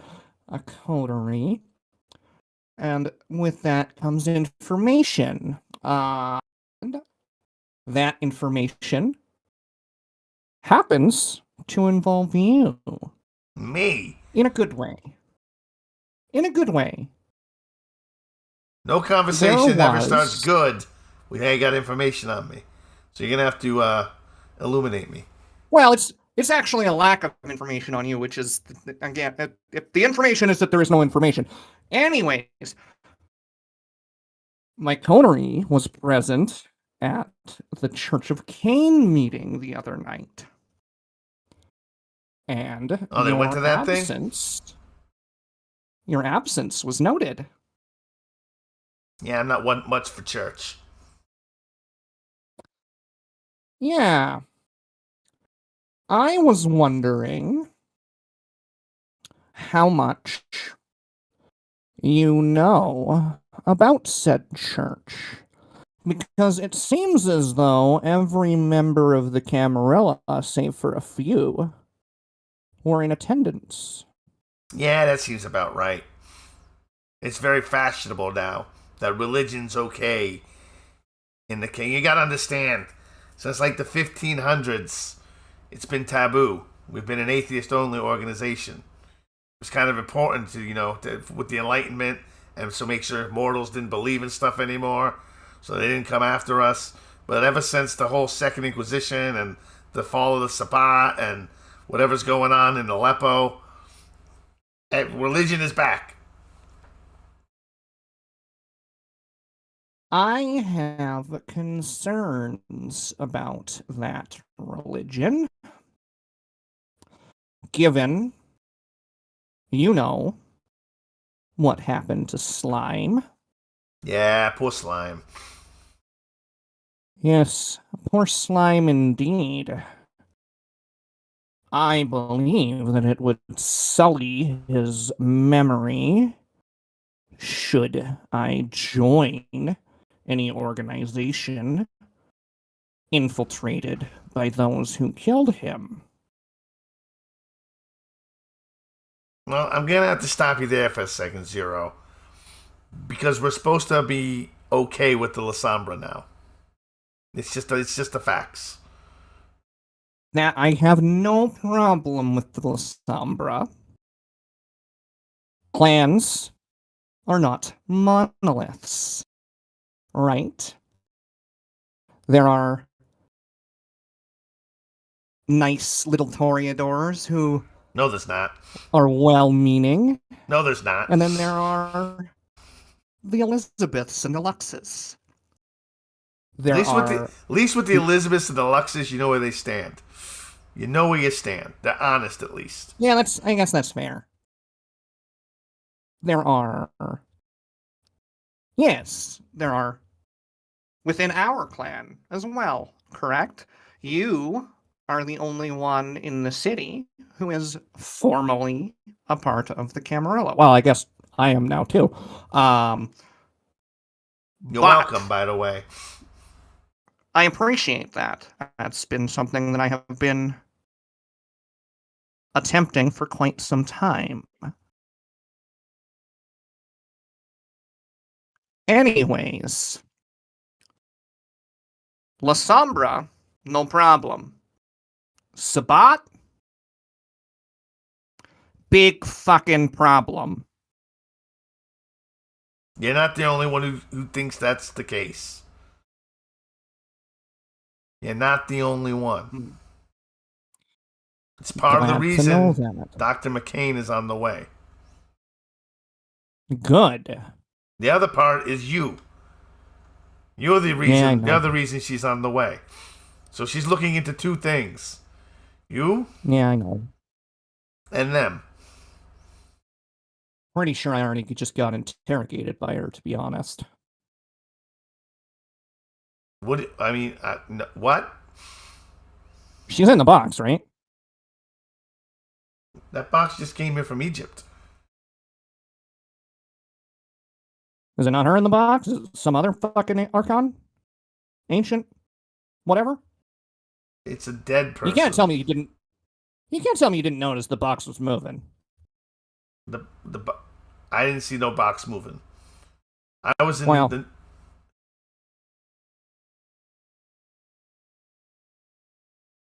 I just had a conversation with the sheriff. And at the end of the conversation with the sheriff, the box was moving. Are you sure the box was moving, or that your just heart wasn't up in your throat because you were talking to Imani Caldwell? That lady scares the crap out of me. Oh, I think she was pretty nice, actually. Yeah, why don't you ask her what she did before she joined the Camarilla? I don't want to know what any fucking body team did before they joined the Camarilla. And you're worried about the Sabat. I am worried about I'm not worried about the Sabat. I just don't want to join an organization with the Sabat in it. Then don't. You know? No one's gonna make you go to church, Zero. Father Cruz he's not that bad a guy. I just don't do organized religion. But I've shared a meal with him.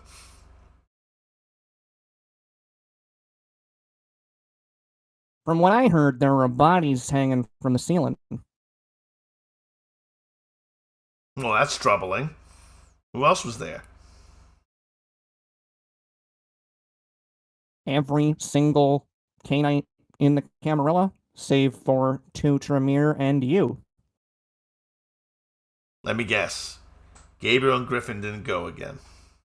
That's always causing some kind of scandal. Let me guess. They got that little one going there. That what's her name? Billy Day.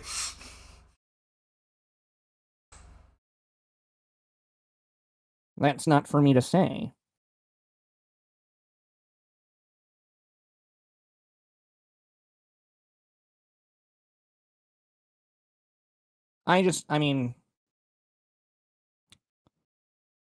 If there is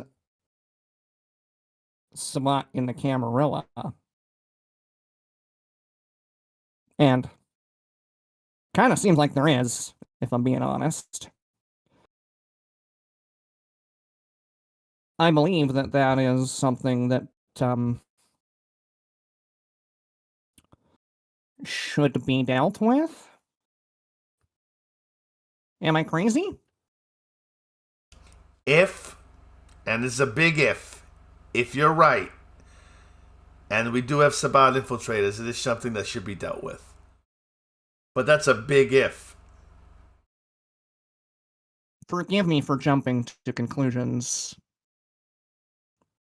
My sire weighs heavy on my heart. It wasn't that long ago. We lost a lot of good kindred during that.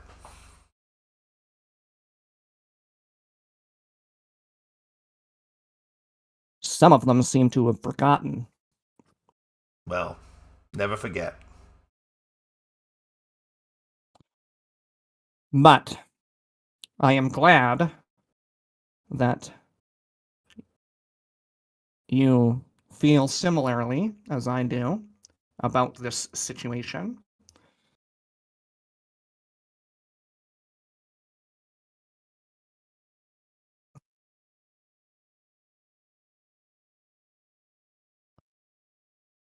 Is there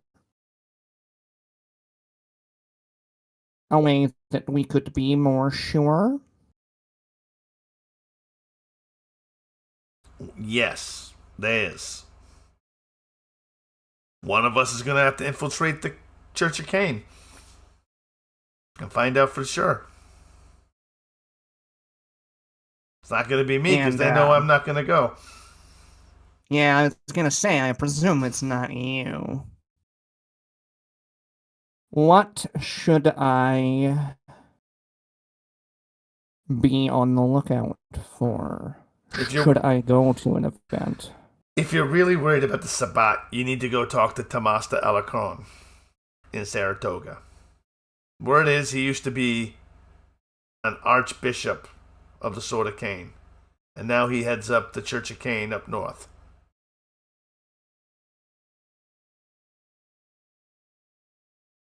You know what the problem with these kinds of shits is?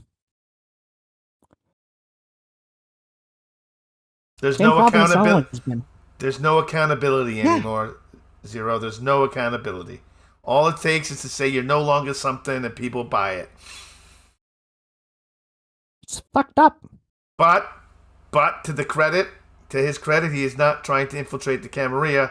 He's doing whatever weird shit they're doing in Saratoga, which is completely outside of the purview of the Ivory Tower. But if you want to know what's going on down here with the Sabbat, you're going to want to talk to their former big cheese. Christ. All right. Thank you.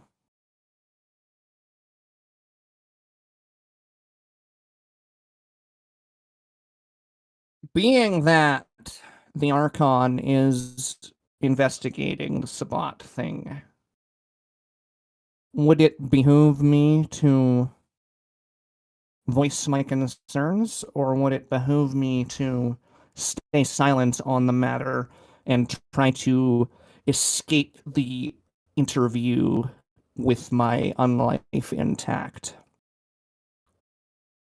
Do whatever's going to keep you alive. No one's ever going to blame you for doing that. Throw whoever you need to throw under the bus if you have to.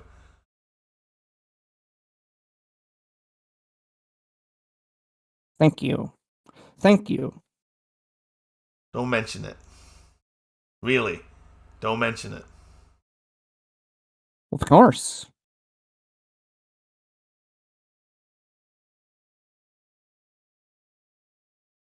And I leave?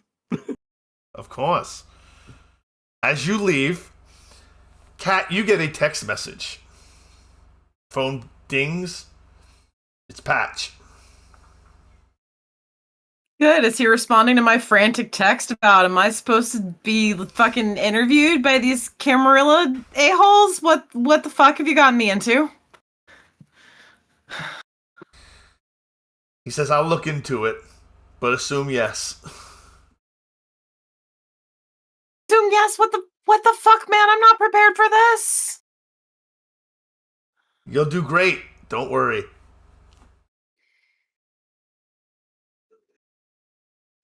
You wanted to join that coterie. No, I didn't.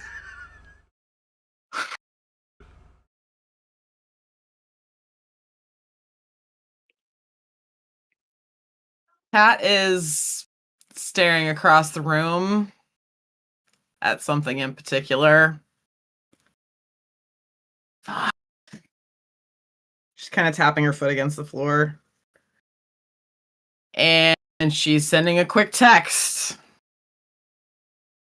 And she's going to say, this questioning thing could be a problem. While you're sending your And she's gonna... while you're sending your text, Beatrice Cummings walks over to you and slides an arm under your arm and hooks up elbow to elbow with you and says, "Come with me, darling. Come with me. The girls would like to meet you." What girls? Oh, Elizabeth and Lux. I've already had the pleasure of meeting them, thank you. Oh, but you haven't been formally introduced.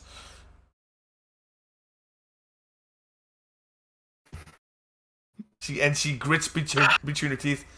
I insist. Yeah. Yeah, I'm sure you do. Fine. She walks She'll you go with over. her. As she walks past you. You walk past Duncan Clark. You walk past Father Cruz. You walk by Imani Caldwell, Zane, and Petrov, and finally back over to the Harpies, where Elizabeth looks up and she says, "Oh, Anya's babysitter, the Anarch. It's not very often that we have a Bruja in our midst. We hear that you're quite the hero." Apparently I'm the topic of so much conversation around here. You guys so bored? Well, have you seen Anya? Of course we are. Anyway, we're interested in wondering why you, of all people, would join the coterie with those five. I don't know what anyone's told you, lady, but I haven't joined shit. I'm here to keep that one out of trouble. She points towards Anya. She goes, other than that, I have no interest being here. But you're here and you're dressed so well. Who dressed you? I am not being sarcastic. You are dressed rather well for the evening. Again, Kat just points her finger at Anya and she goes, I'm not responsible for this. Well, the stopped clock is wrong twice a day.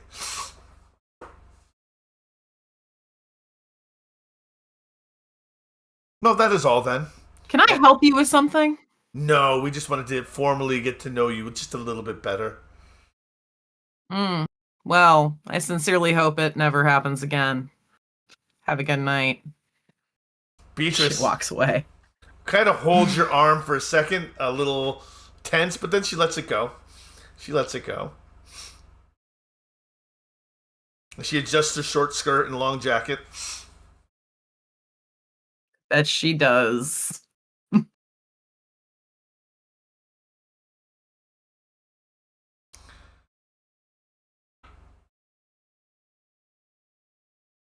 As you walk away from them, Lily, you notice a door opens, and in comes Gabriel, followed by Dr. Griffin.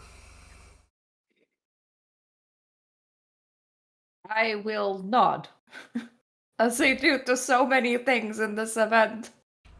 They nod to you, and they make a beeline directly to the exhibit with the sarcophagus.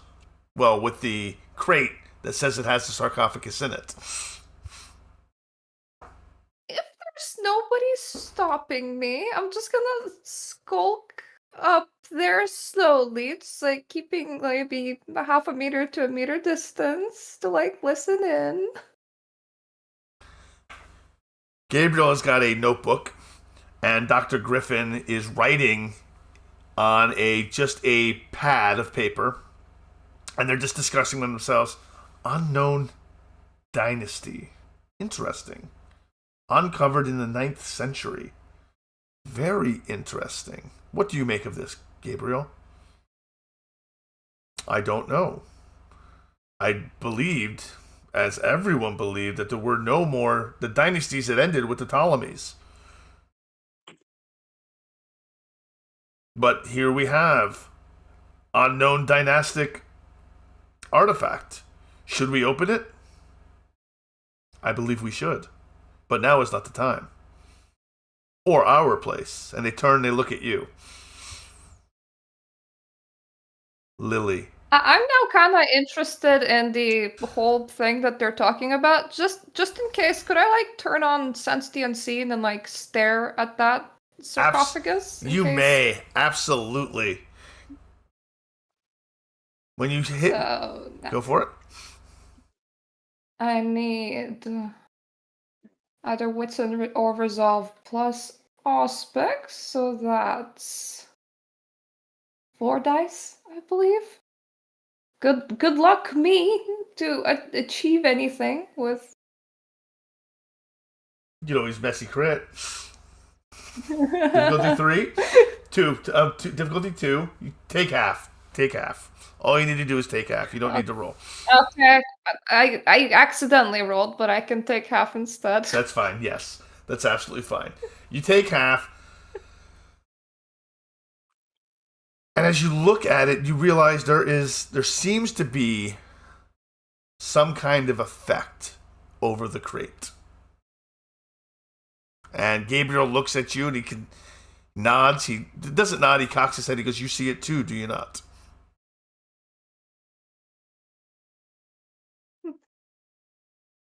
Tell me what you see.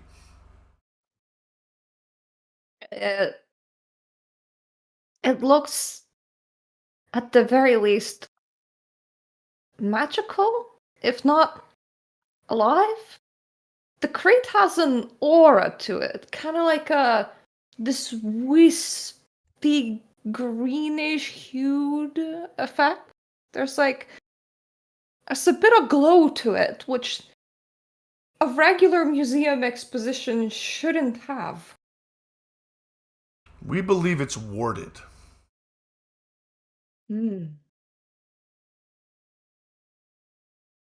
We wish to open it. Who? We don't know who could have wards? Just a regular museum exposition. Exactly. Count me into the team that wish to open it. Well, we can't open it now. There's too many witnesses, but we will have to come back. And they're saying this kind of a hushed manner. And as Petrov and Zane walk by, they kind of stop talking for a moment. And they kind of stink-eye the two Banu Akim as they walk by. I'm just gonna be examining my nails. They're suddenly really interesting. They're as plain as can be, but they're amazing while people are walking by. I think we should open it. I think we should discover what's inside of it. Gabriel says, Dr. Griffin, it could be unwise. It could be very unwise. What do you think, Miss Bay? It is both very unwise, and I want to open it.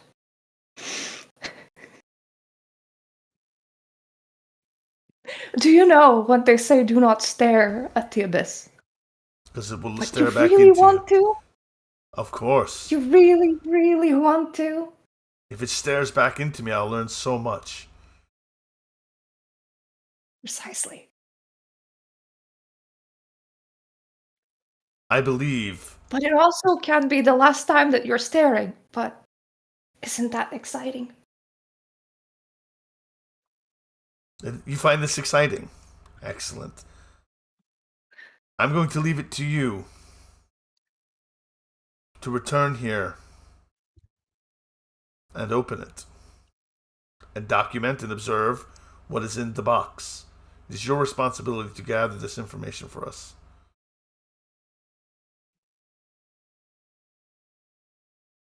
We need plausible deniability, of course. Do any of you have any ward begone spray? Because that's not something that I learned yet. We don't believe it's warded against intrusion. We believe it's warded the other way. It is keeping something in, not something out.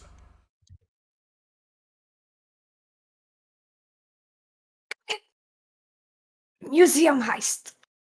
I need to find my Nosferatu.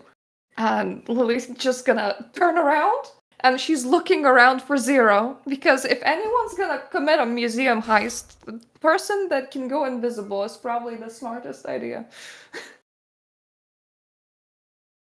As you walk off to find your Nosferatu friend, they continue comparing notes with each other. And you spot over their shoulder that they are actually writing their notes in hieroglyphics. I like put a note in my brain. Learn Egyptian at some point when I have the time. Where's Zero? Where is Zero?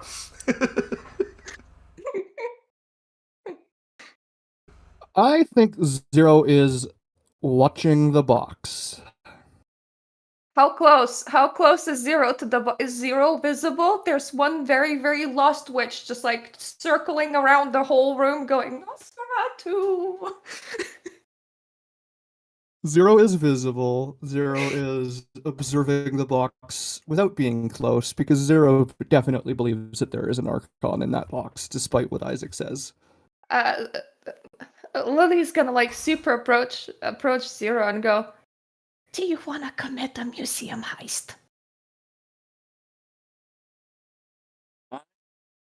In enough trouble right now as it is. I don't think that's a good idea. Yeah, but my sire told me to open the box. Why? Because it's warded. Which means that there's something interesting inside. Well, yeah, there's clearly something inside the... I'm pretty sure the Archon is in the box. Well, then we'll open the box and we'll say hello to them. I don't think that's a good idea. I think it's a great idea. Don't you want to know for sure what's in the box? No. Because I don't want to be the only one to check for what's in the box. Museum heists are kind of hard to commit when you're just into magic and occult shit. I can deal with the box, but I imagine you're the one that's really good at getting into places invisibly. Well, yeah, but as soon as I touch the box, I don't be invisible anymore. You don't touch the box. I touch the box. You get me into the museum, and you keep watch. Why? What? You're gonna be... If you're inside and I'm invisible, then nobody's... What? We can get more people in, but like, I just want to do a museum heist with you. That's all. I just want to open the box.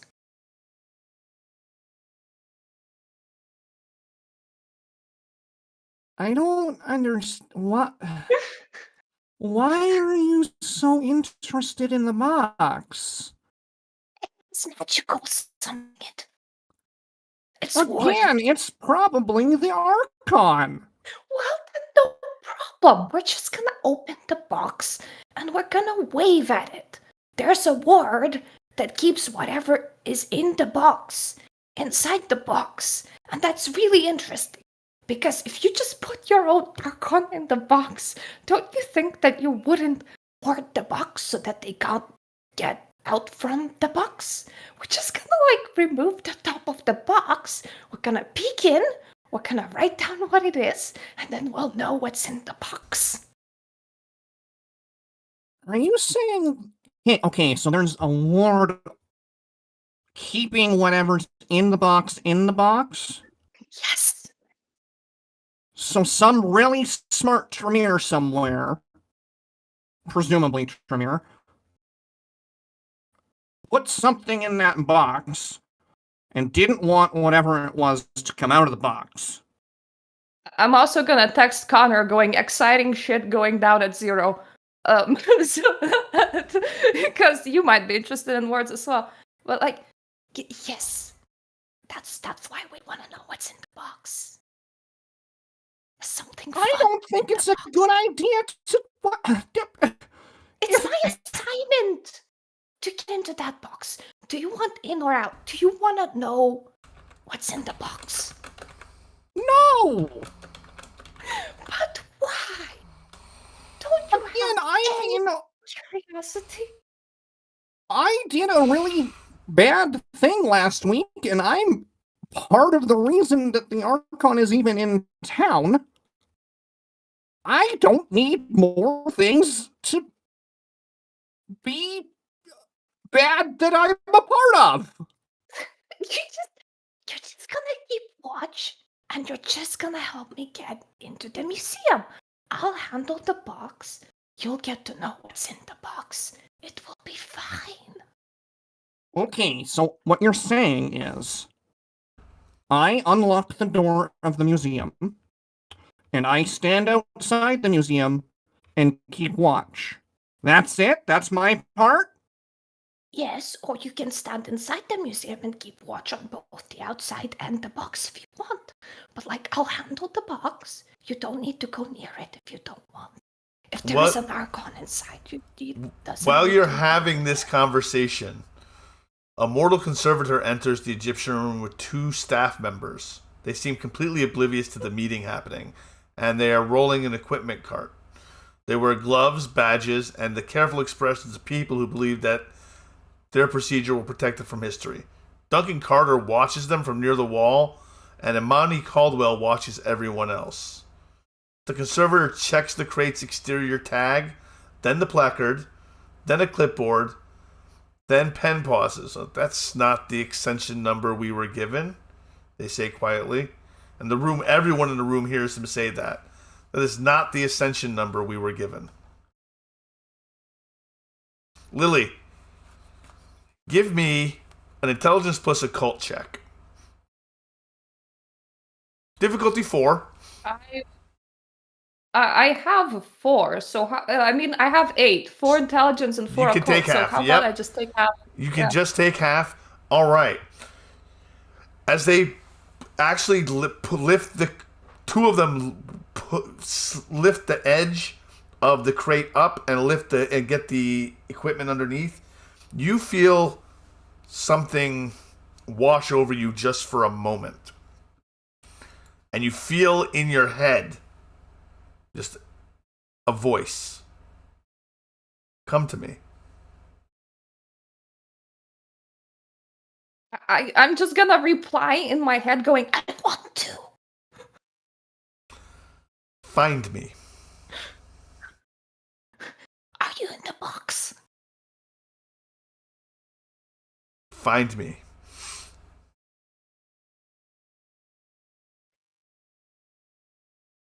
I'm just gonna look at Zero and say, I think the box is talking to me. How much is it worth to you for me to unlock the door and stand watch? If you can get me into the same room as the box, what do you want? Maybe,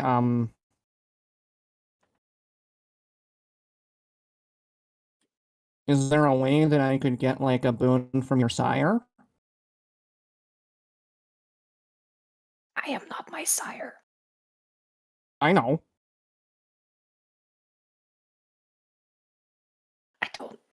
I don't think I can sell his spoons. Okay, well, I think I'm opening the box because I might be expendable. Just so you know. and that doesn't concern you? I really want to know what's in the box. The box is now speaking to me. I really want to open the box. Well, I'll do it for a boon, okay? Here's the thing. I will do it for a boon. I will not show up on camera. I will not be involved. You will not tell people that I was involved. Okay? Okay. Look, for this amount of stuff, even if you wanted to like crash in the chantry, like whatever, I'll hide you in my room if necessary. It's fine. I don't want to be in the chantry if the people in the chantry are trying to open boxes that they shouldn't be opening. And then I'm gonna like message Connor excitedly. I'm gonna be opening that box. A lot of exclamation points. God, no. And I also sent a message saying, "Do you want in?" With a lot of question marks. Oh my god.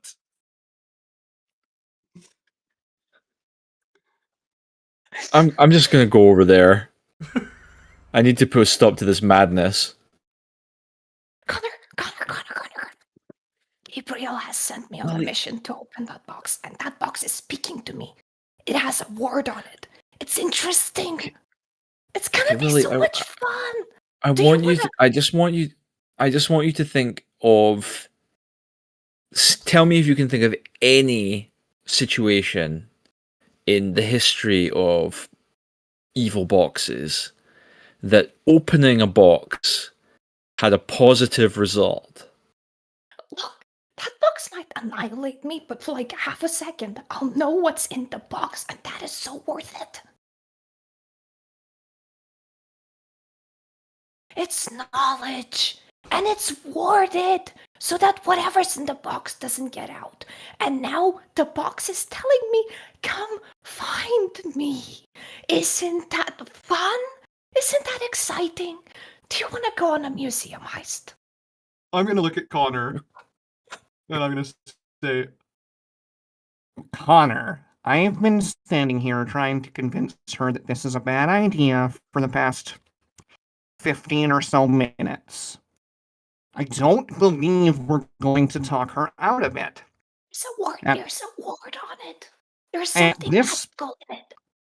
At this point, I believe the best course of action is to allow her to fulfill her fantasy and do our best not to let her get hurt.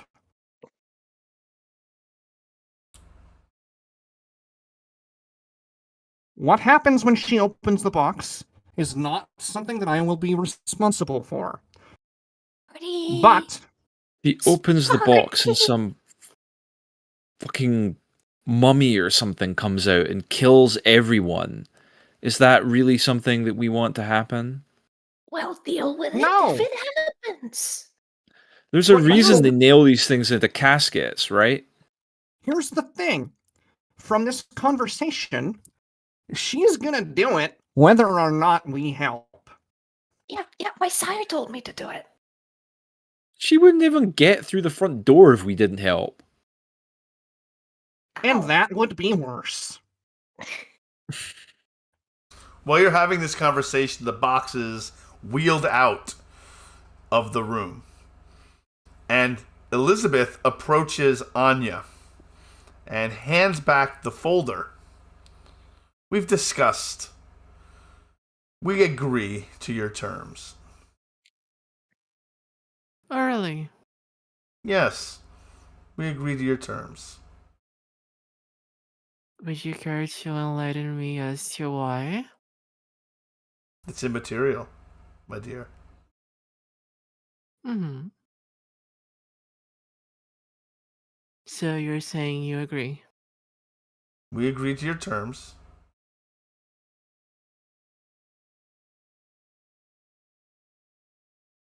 But we have also...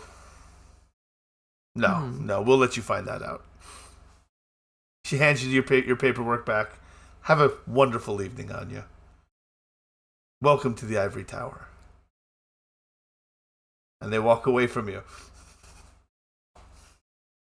I hold up the paper like this, like, thank you, and I beeline to Cat. While you're beelining to Cat, Father Cruz walks over to Oliver and stands shoulder to shoulder with him. What have you made of this evening, Mr. Davies?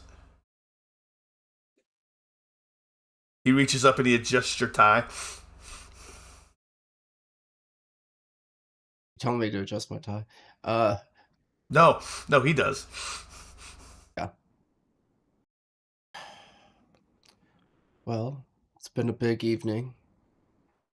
I had intended to speak with you, anyways. In fact,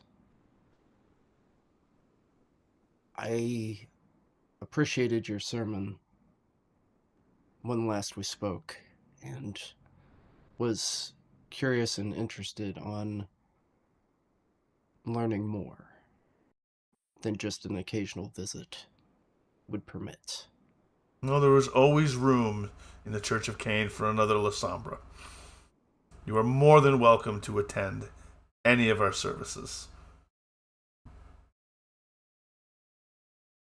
Is there any other research I should do? Well, he reaches into his jacket and he pulls out a well-worn leather book. You may borrow this. Do not let it fall into the hands of the kind. But this is my personal copy of the Book of Nod. Yes, Father. I will study it well and return it. Do you speak French? Because it is in French. It is from my time in Montreal.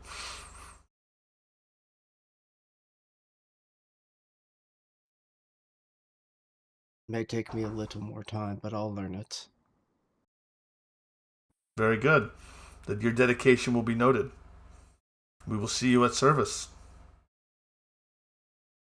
Very well, Father. Thank Before you go, tell me of your companions. I see that it's mixed. One of you is not a member of the Camarilla. Tell me about your Bruja compatriot.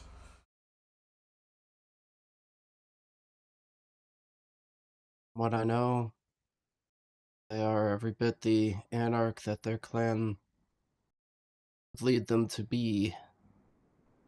Though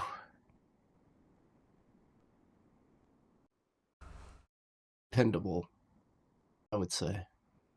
The Bruja are always dependable. You can always depend on them to do exactly the wrong thing at the wrong time to the wrong people. They were always such a problem in the old club I belonged to.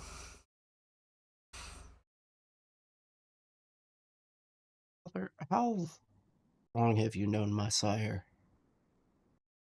I've known Rebecca for quite some time. Well, let's just say that she's always been a member of my flock. I appreciate that. Well, I will look forward to learning more at your hand. And again, thank you. I know there's a lot of flock to tend here. If there's anything I can ever do, if you have any questions, please let me know. Keep your ears open for anything called a blood disco. I would like to know about them before they become an issue.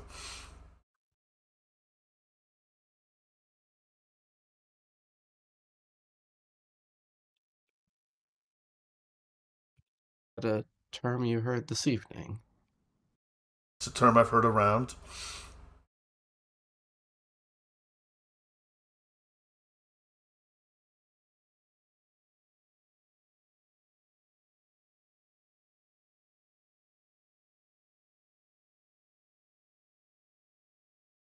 over the table.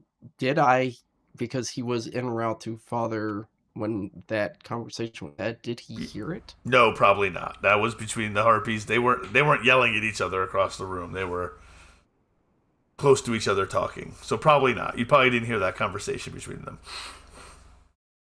Because one of them was draped on Father at the time, so okay. No, there was only two of them. Okay. Beatrix wasn't there when they were having this conversation. Beatrix was on Gotcha. the father, yep.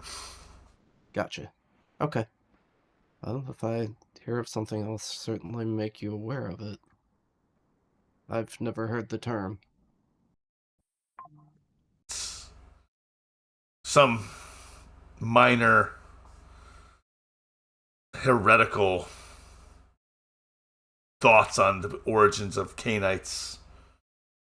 It's of no concern. You'll read all you need to know about the so-called Lilith in the Book of Nod, and that is the one truth you need to know about that. Understood.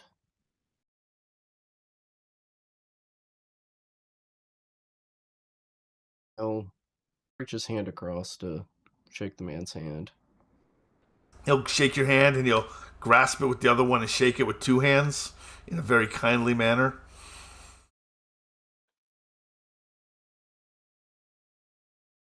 Thank you, Father. He slides the well-worn Book of Nod into his overcoat pocket.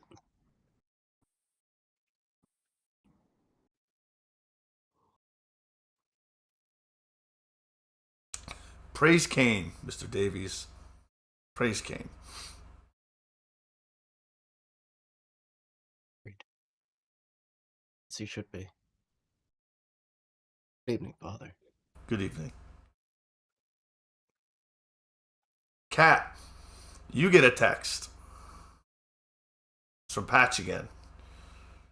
How's the night going?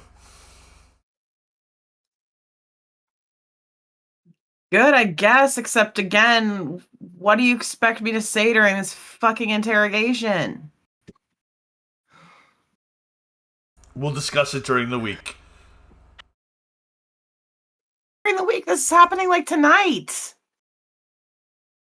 Is it? Oh, well, that sucks. I'm gonna dip out of here.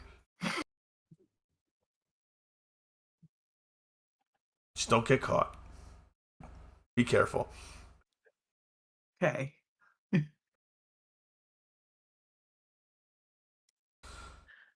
So yeah, I guess Kat is looking for a convenient way to slip out while no one's paying attention. Is anyone paying attention to Kat? No, but there's an overly excited Lily just texting the group chat with things that nobody else would understand outside of Connor and Zero, like box opening party in all caps with like a lot of party emojis. Kat is merely gonna text back, touching strange boxes, usually bad idea. And she's gonna leave it at that. Zero's gonna text. She's made up her mind. It's a problem that she can deal with when it happens. Not my circus. Not my monkeys. 07.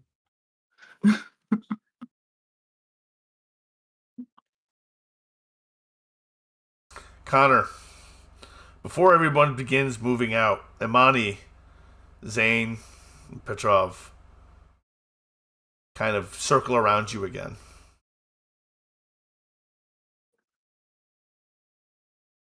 And Imani puts a Something hand. else? She puts a hand on her blade. In a very non-threatening manner. She puts the other hand on your shoulder.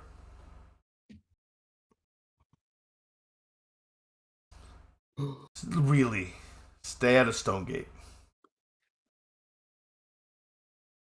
We don't want to have to do anything that we would regret later.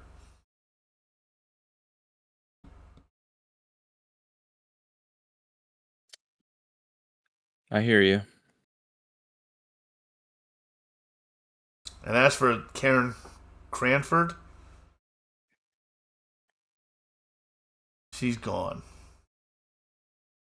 She's not coming back.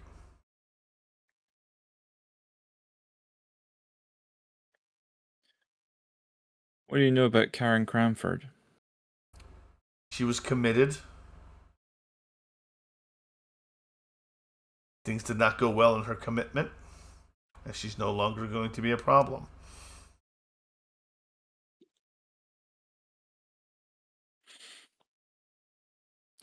Is this something that we, our club, put into motion to keep things quiet? No, Or is this is self-selection.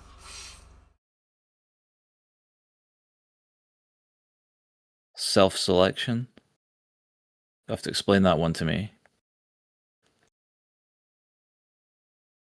Let's just say decisions were made that are irreversible, and they came from herself, or so we're told.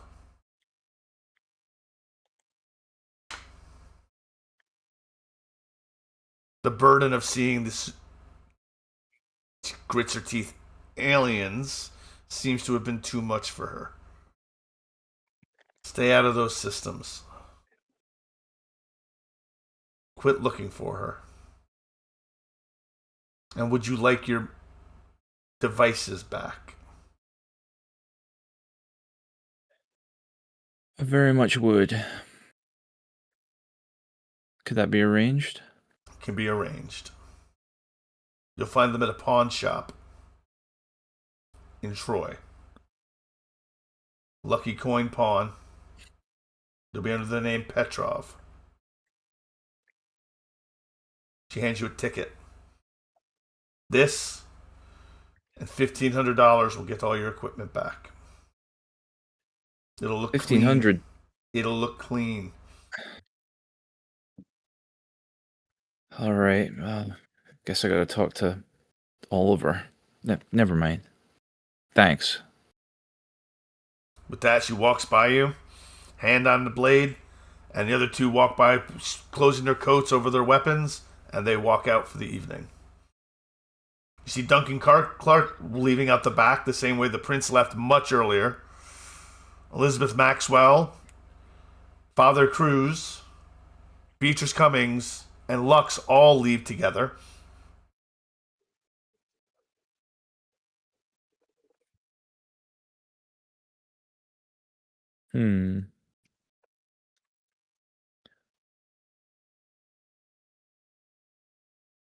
Leaving, apparently, the six of you in the museum.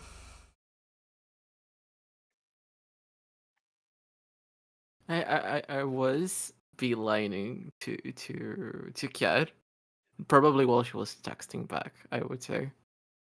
Okay. Are any of them still like lingering about, so like wanting to ask us question, or is it box opening party time? Well, the box was moved out of the room. Yeah, but presumably breaking into somewhere while I'm already in a museum would be easier than like coming back and breaking into the museum and then into somewhere. You could do that. I'm fully Why don't you give me a wits plus investigation check real quick, Lily? It's like, am I smart? I'm probably not, but where's my investigation? I have 6 in there. Okay, you can take half. You notice that there is a man with a head 3 times larger than it should be, still in the room. Oh, God damn it, not box opening party time. Box opening party time on a different night. The only reason you notice him is because he was trying to hide his unnormally sized head behind a pillar, and it's sticking out from both sides.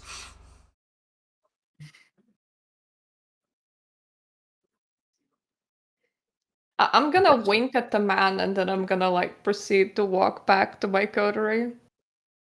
Mr. can know that he's doing a bad job at hiding.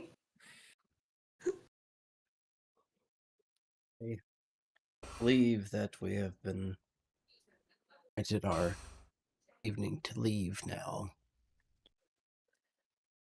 Good, let's get the fuck out of here. And as you, So how was everyone's? oh yeah, go ahead, finish up. No worries. No worries. And as everyone, So how was everyone's night? that was everyone's night. Just fucking peachy. Wonderful. I got a promise that I'll get to fiddle with the forbidden box. Wait, you want to open that? Forbidden box. It's a Okay. whole thing. How are you still you're alive, opening Lily? that, and you're Hey. expecting like the mystery Labubu, but you're getting like the 24 karat gold and Labubu. I don't think you want the 24 karat gold and Labubu. What's a labubu? I show it to him on my bag. I have one on my bag. Nothing good is gonna come out of whatever the fuck that is. I'm just letting you know that right now. Good things do not come out of things like that. It's warded and it's talking to me. It's gonna be awesome. That's even more of a reason to know that bad things are gonna come out of that. Lily, Awesome. do you seriously think that with all of those powerful kindred in this room, that box was just in here for no reason, and then it was just taken out right before they left for no reason? It's a setup. Yeah, but like Don't do it. Gabriel wants me to do it, so I kind of have to do it. But like also, Wouldn't Gabriel want to do it himself if it's so important and mysterious and powerful? because he's not expendable and I am.